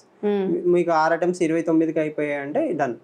6 అటెంప్ట్స్. సో 6 అటెంప్ట్స్ ఉంటుంది. మళ్ళీ ఇప్పుడు ఎస్సీ ఎస్టీ కేటగిరీకి మోర్ ఆర్ లెస్ అన్లిమిటెడ్ అంటాము, అంటే ఒక అటెంప్ట్స్ ఎక్కువ ఉంటాయి. ఓబీసీకి 9, ఇలా ఒక్కొక్క కేటగిరీని బట్టి అటెంప్ట్స్ మారుతాయి. బట్ ఎవరు కూడా అన్ని ఏళ్ళు అంత ఉండదు, ఎందుకంటే టెక్స్ ఒక అటెంప్ట్ అంటేనే 1.5 years. సో ఎవరైనా కూడా యూపీఎస్సీకి వస్తున్నారంటే ఇర్రెస్పెక్టివ్ ఆఫ్ కేటగిరీ, మీకు కేటగిరీ ఏజ్లో ఒకటి అడ్వాంటేజ్ అవుతుంది. ఇప్పుడు మీరు చెప్పినట్టు ఎవరైనా ఒక ఆవిడ 31 ఏళ్ళకి నేను సివిల్స్ రాద్దామని ఫిక్స్ అయ్యారనుకోండి, మీరు ఓబీసీ అయితే మీకు కొంచెం ఎక్కువ ఫ్లెక్సిబిలిటీ ఉంటుంది. జనరల్ అయితే మీకు జస్ట్ 1 అటెంప్ట్ ఉంటుంది. అలా మీరు దాన్ని ప్లాన్ చేసుకోవచ్చు. సో అక్కడ మేజర్ అడ్వాంటేజ్ ఏంటి అంటే ఎన్ని అటెంప్ట్స్ ఉన్నాయి అనే దానికంటే మీరు సివిల్స్లో ఎప్పుడైనా first attempt is your best attempt. First అటెంప్ట్లో కొట్టడానికి మ్యాక్సిమం ట్రై చేయాలి. ఒకవేళ ఫస్ట్ అటెంప్ట్లో ప్రిలిమ్స్ కూడా కాలేదు అంటే సెకండ్ అటెంప్ట్లో గ్యారంటీగా మెయిన్స్ రాయాలి. సెకండ్ థర్డ్ అటెంప్ట్లో వచ్చిన తర్వాత కూడా మీరు ప్రిలిమ్స్ అవ్వట్లేదు అంటే మీకు ఖచ్చితంగా చాలా హెల్ప్ అవుతే అవసరం. హెల్ప్ తీసుకుంటేనే మీరు ముందుకెళ్తారు, ఎందుకంటే అదే చేసిన తప్పే మళ్ళీ చేస్తూ కొత్త రిజల్ట్స్ ఎక్స్పెక్ట్ చేయడం పాయింట్లెస్. ట్రూ, చాలా బాగా చెప్పారండి. మెటీరియల్స్ కూడా అంటే ఇప్పుడు ఒక్కొక్కది ఒక్కొక్క డిఫరెంట్ మెటీరియల్ ప్యాటర్న్ ఉంటుంది, అంటే అన్ని సబ్జెక్ట్స్ కలిపి ఒకే బుక్ మెటీరియల్ కూడా ఉంటుందని అంటారు. మళ్ళీ డిఫరెంట్ సబ్జెక్ట్కి డిఫరెంట్ మెటీరియల్స్ తీసుకుంటే బెటర్ అని కొంతమంది అంటారు. సో ఏది బెస్ట్? అమిగోస్లో ఎలా ఉంది? సో అగైన్ ఎగ్జామ్ హాల్లో మీకు ఎగ్జామ్ ప్రిపరేషన్లో మెటీరియల్ ఎలా ఉంటుందంటే ప్రిలిమ్స్ స్టేజ్కి వేరు, మెయిన్స్ స్టేజ్కి వేరు, ఇంటర్వ్యూ స్టేజ్కి వేరు ఉంటాయి. అంటే డెప్త్ ఆఫ్ కంటెంట్ని మేము మారుస్తాం. సో ఇప్పుడు ఫర్ ఎగ్జాంపుల్ ప్రిలిమ్స్కి అనుకోండి, పాలిటీ, హిస్టరీ, ఎకానమీ, జాగ్రఫీ, వీటన్నిటికీ NCERTs plus standard text books ఉంటాయి. ఎగ్జాంపుల్ పాలిటీకి మీరు లక్ష్మీకాంత్ అని ఒక ఫేమస్ బుక్ సజెస్ట్ చేస్తాం. ఎకానమీకి నితిన్ సింఘానియా కానీ మృణాల్ సార్ కానీ బుక్స్, లేకపోతే జాగ్రఫీకి మన ఎన్సీఆర్టీస్ ఉంటాయి. గోషింగ్ లియాంగ్ అని ఒక బుక్ ఉంటుంది, జీసీ లియాంగ్. ఇలా సబ్జెక్ట్ని బట్టి మారుతుందండి. ఏ యూనివర్సల్ బుక్ అనేది యూపీఎస్సీలో ఉండదు. అది ప్రిలిమ్స్కి కావచ్చు, మెయిన్స్కి కావచ్చు. అయితే మేము అమిగోస్లో ఏం చేస్తాము అంటే కొన్ని ప్రిలిమ్స్ సబ్జెక్ట్ బుక్స్ మేము ఇస్తాం. ఫర్ ఎగ్జాంపుల్ ఇప్పుడు లక్ష్మీకాంత్ అలాంటి స్టాండర్డ్ బుక్స్ మేము ప్రొవైడ్ చేస్తాము మీరు కోచింగ్ జాయిన్ అయితే. దాని తర్వాత మెయిన్స్కి మేజర్ సబ్జెక్ట్స్ ఒక 13 సబ్జెక్ట్స్ దాకా ఉంటాయి. Internal security, international relations, disaster management, governance, society, social justice, ఇలా వీటన్నిటికీ మేము ఇన్ హౌస్లో చేసిన మెటీరియల్స్ ఉంటాయి. అవి ఒక బుక్ లాగా ఇస్తాం. అంటే ప్రిలిమ్స్కి మీరు ఒక సెట్ చదవచ్చు, మెయిన్స్కి ఇంకొక సెట్ చదవచ్చు. ప్రిలిమ్స్ బుక్ స్టాండర్డైజ్డ్ బుక్స్ ఉంటాయి, ప్లస్ మా మెటీరియల్ కూడా ఉంటుంది. మెయిన్స్కి టోటల్గా అమిగోస్ బుక్ సెట్స్ సరిపోతాయి. అయితే ఇవన్నిటిని క్లబ్ చేసుకొని, ఇది కాకుండా మళ్ళీ మేము ఒక మంత్లీ మ్యాగజైన్ ఇస్తాం కరెంట్ అఫైర్స్కి. సో స్టాటిక్ వేరు, monthly magazine for current affairs వేరు. ఈ రెండు క్లబ్ చేసి స్టూడెంట్స్ ఆన్సర్ రైటింగ్కి వెళ్ళడము, అది టోటల్గా డిఫరెంట్ ఉంటుంది. ఓకే. అండ్ మేము ఎప్పుడైతే స్టూడెంట్ జాయిన్ అవుతారో వాళ్ళకి మేము ఆ బుక్ లిస్ట్ క్లాస్లోనే చెప్తాం అనమాట. ఏ సబ్జెక్ట్కి ఎంత చదవాలి, ఏ ఎన్సీఆర్టీస్ చదవాలి. సాధారణంగా మిత్ ఏంటంటే 6th to 12th అన్ని ఎన్సీఆర్టీస్ చదవాలి అనుకుంటారు. That is not true. కొన్ని ఎన్సీఆర్టీస్ బాగా చదవాలి, తర్వాత స్టాండర్డ్ టెక్స్ట్ బుక్స్ చదవాలి, తర్వాత వాల్యూ ఎడిషన్ మెటీరియల్ అమిగోస్ వాళ్ళు ఇచ్చేవి చదవాలి. ఇలా everything is segregated very nicely. Okay okay అండి. సో అండ్ అమిగోస్లో లైబ్రరీ ఉందా, లేకపోతే లైబ్రరీ మెంబర్షిప్ బయట తీసుకుంటే బెటరా, ఎలా? లైబ్రరీని చాలా మంది అంటే చదువుకోవాలంటే మేజర్ మనకి లైబ్రరీ పెద్ద సోర్స్ కదా. సో లైబ్రరీని ఎలా యూజ్ చేసుకోవాలి?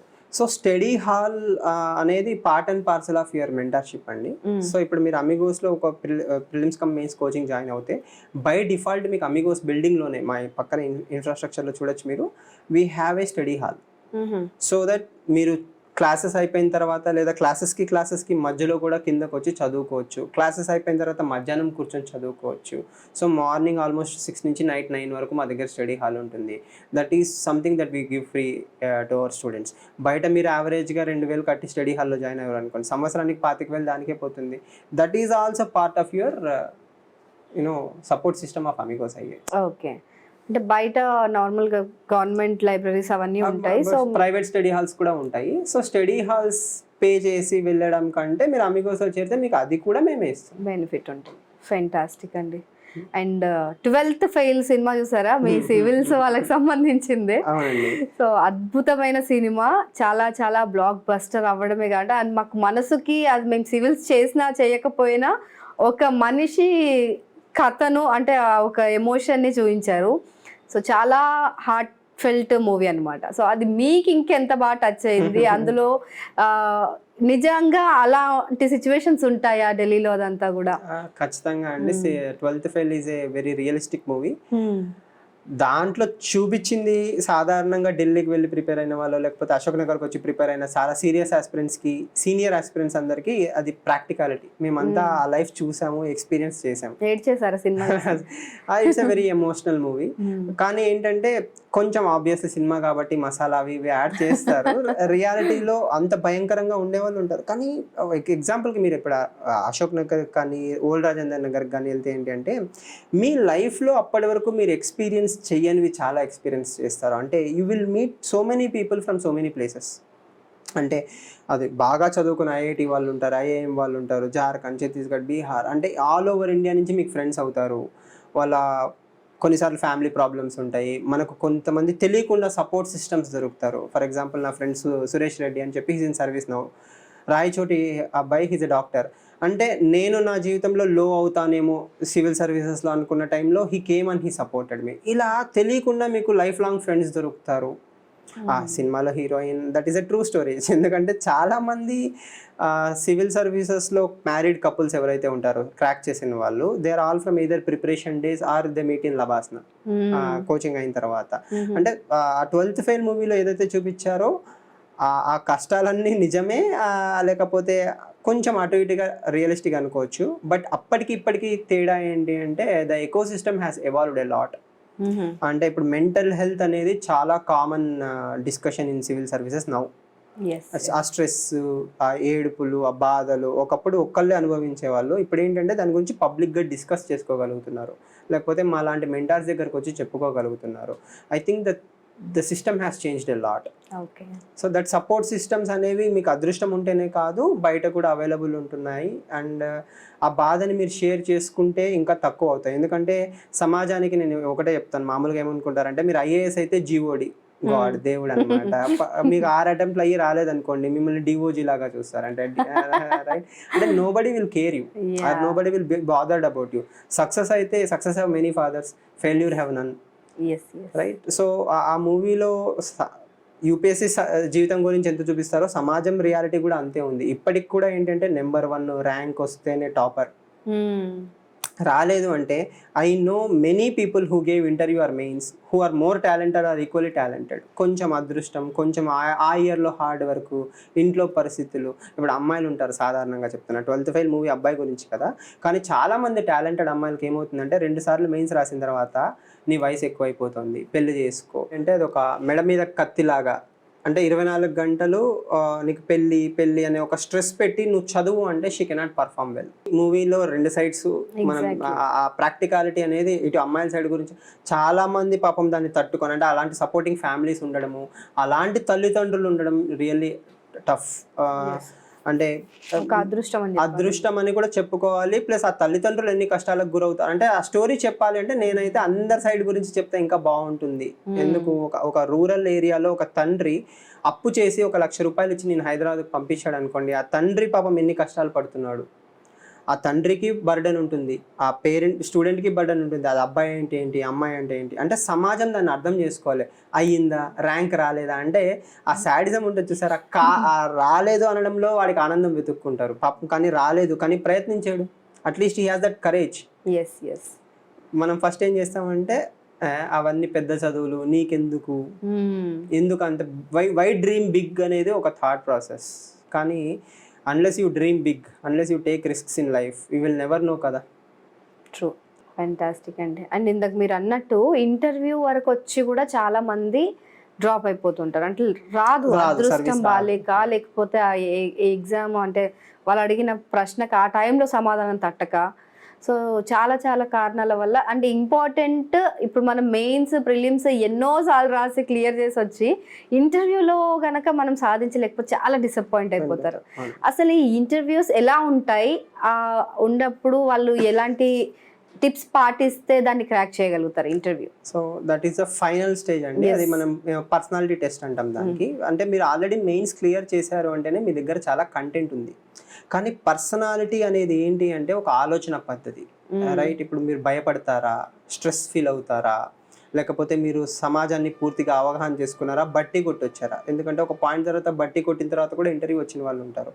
మీకు అది డెప్త్ అర్థమైందా లేదా, అంటే వాళ్ళు ఎలాంటి సింపుల్ క్వశ్చన్స్ అడుగుతారు అంటే చూడ్డానికి చాలా అమాయకత్వంగా ఉంటాయి.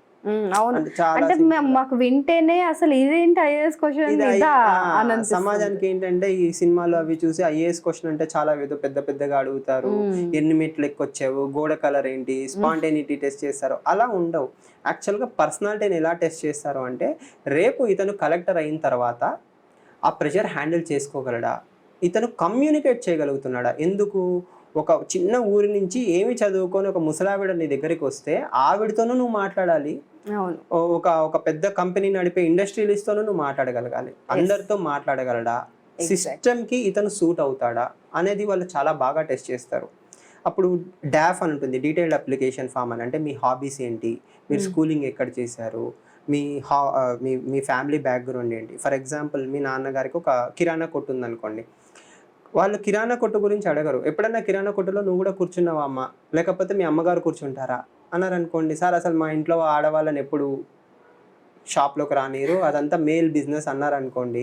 అప్పుడు క్వశ్చన్ ఏం అడుగుతారంటే, మీ తల్లిదండ్రులు ఇద్దరు చేయగలరు కదా, ఎందుకు తండ్రి మాత్రమే చేస్తున్నాడు, ఎందుకు స్త్రీలను ఎంకరేజ్ చేయట్లేదు, రేపు మీకు ఉద్యోగం వచ్చిన తర్వాత అన్న మారుతుందా.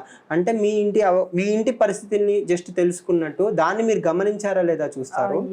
2 ఇది కూడా అడుగుతారు, మీరు ఎప్పుడన్నా ఇంత చదువుకున్నావు, సివిల్ సర్వీసెస్ ప్రిపేర్ అవుతున్నావు, మీ నాన్నగారికి ఎప్పుడన్నా డిజిటైజేషన్ వైపు సలహాలు ఇచ్చావా.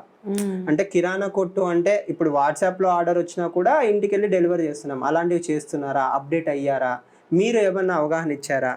అంటే చూడ్డానికి చాలా వరకు ప్రాక్టికల్ గా మీరు ఇన్వాల్వ్ అయ్యారు. అంటే చూడ్డానికి ఎలా ఉంటాయంటే ఇవన్నీ ఏం క్వశ్చన్ సార్, కిరాణా కొట్టు క్వశ్చన్ల లాగా ఉంటాయి. కానీ అసలు మీరు ప్రొయాక్టివ్ పర్సనా, ప్రాబ్లమ్ ఐడెంటిఫై చేస్తున్నారా, గమనిస్తున్నారా. అక్కడ నుంచి రెండో క్వశ్చన్ ఎలా ఉంటుంది అంటే, ఫర్ ఎగ్జాంపుల్ మీరు ఏదన్నా మంచి చెన్నైలోనో ఇక్కడ హైదరాబాద్లోనే వెళ్ళారనుకోండి, యూఆర్ నాట్ ఫ్రమ్ హైదరాబాద్, చెన్నైకి వెళ్ళారు, చెన్నై చుట్టుపక్కల ఏం చూసావు, చెన్నైలో ఏం రివర్స్ ఉన్నాయి, మీ కాలేజ్ చుట్టుపక్కల ఏముంది అంటే అవగాహన.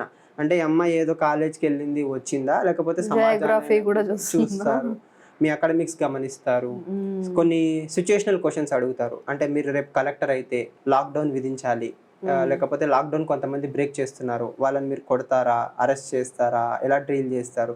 ఆ సిచ్యుయేషన్లో మీరు ఒక కలెక్టర్ లాగా చెప్తున్నారా, లేకపోతే ఏదో బట్టి కొట్టి చెప్తున్నారా, మీ ఎమోషనల్ ఇంటెలిజెన్స్ ఏంటి, స్ట్రెస్ ఫీల్ అవుతున్నారో, ఒక బిహేవియరలిస్ట్ ఉంటారు, ఆయన మీ మీ స్ట్రెస్ అన్ని గమనిస్తారు అనమాట. అంటే వాళ్ళు చాలా బాగా. అంటే ఇప్పుడు అంత దూరం వెళ్ళిన తర్వాత అంతమంది లాస్ట్ స్టేజ్ అన్న స్ట్రెస్ ఖచ్చితంగా ఉంటుంది. అప్పుడు ఏమవుతుంది అంటే, ఇప్పుడు మన మాక్ ఇంటర్వ్యూస్ ఏవైతే ఉంటాయో, ఫర్ ఎగ్జాంపుల్ ఇప్పుడు అమిగోస్ లో తీసుకున్నారనుకోండి, there is a permanent room for personality test.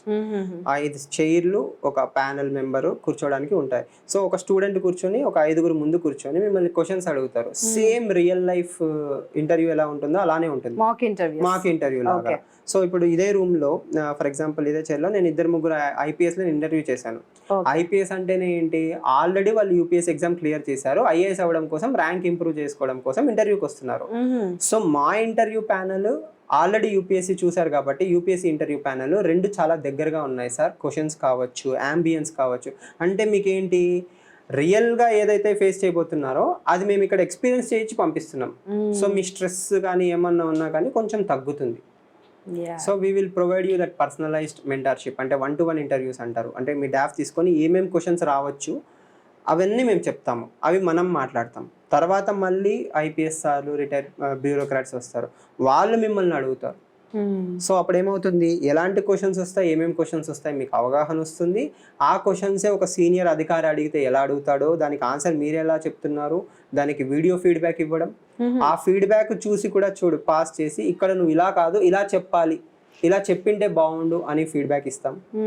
ఇన్ని చేసిన తర్వాత మీరు రియల్ దానికి వెళ్ళారనుకోండి, తప్పులు దొరుకుతాయి. స్ట్రెస్లో మనం ఏదో ఒకటి చేసి వస్తాం, కానీ 10 చేయాల్సిన చోట 2 చేస్తారు. అప్పుడు మీ ఛాన్సెస్ అనేవి పెరుగుతాయి. So personality test is a very very important stage. ఇప్పుడు ఫర్ ఎగ్జాంపుల్ 3rd ర్యాంకర్ ఉన్నారు ఈసారి, అనన్య రెడ్డి గారు. She also took help from Amigos related to interview. అంటే ఇంటర్వ్యూ స్టేజ్ లో ఎంత టాలెంట్ ఉన్నా కూడా ఆ పాలిషింగ్ అనేది అవసరం ఉంటుంది.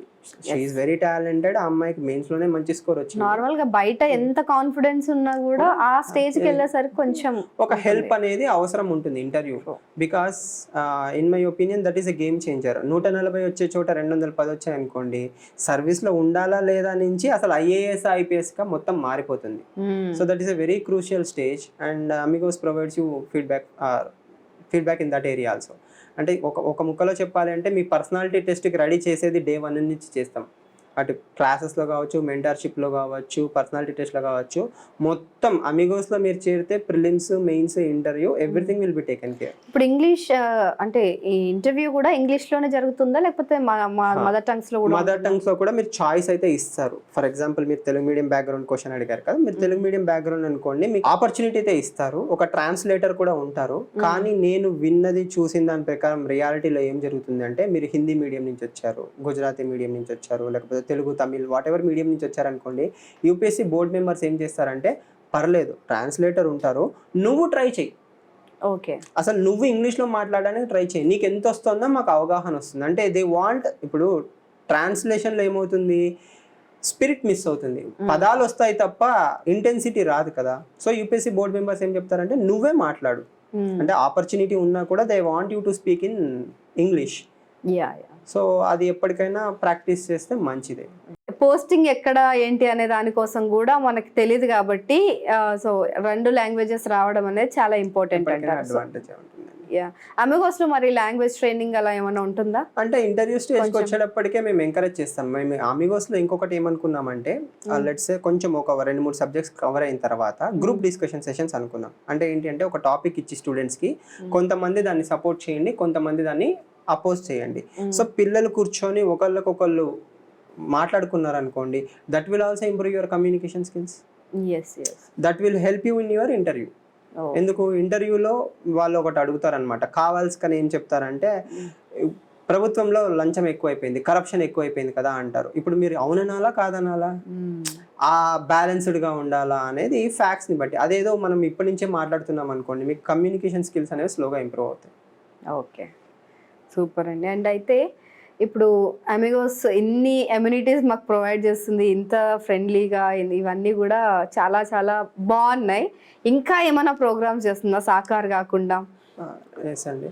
సో అమిగోస్ ఏంటి అంటే end to end platform for civil services. మీకు స్టేజ్ 1 తీసుకున్నారనుకోండి, ప్రిలిమ్స్, మీరు కోచింగ్ మా దగ్గర తీసుకుంటే ప్రిలిమ్స్ టెస్ట్ సిరీస్ ఇంక్లూడెడ్. లేదు అంటే prelims test series, CSAT test series, prelims value addition classes కూడా మేము ఇస్తాం.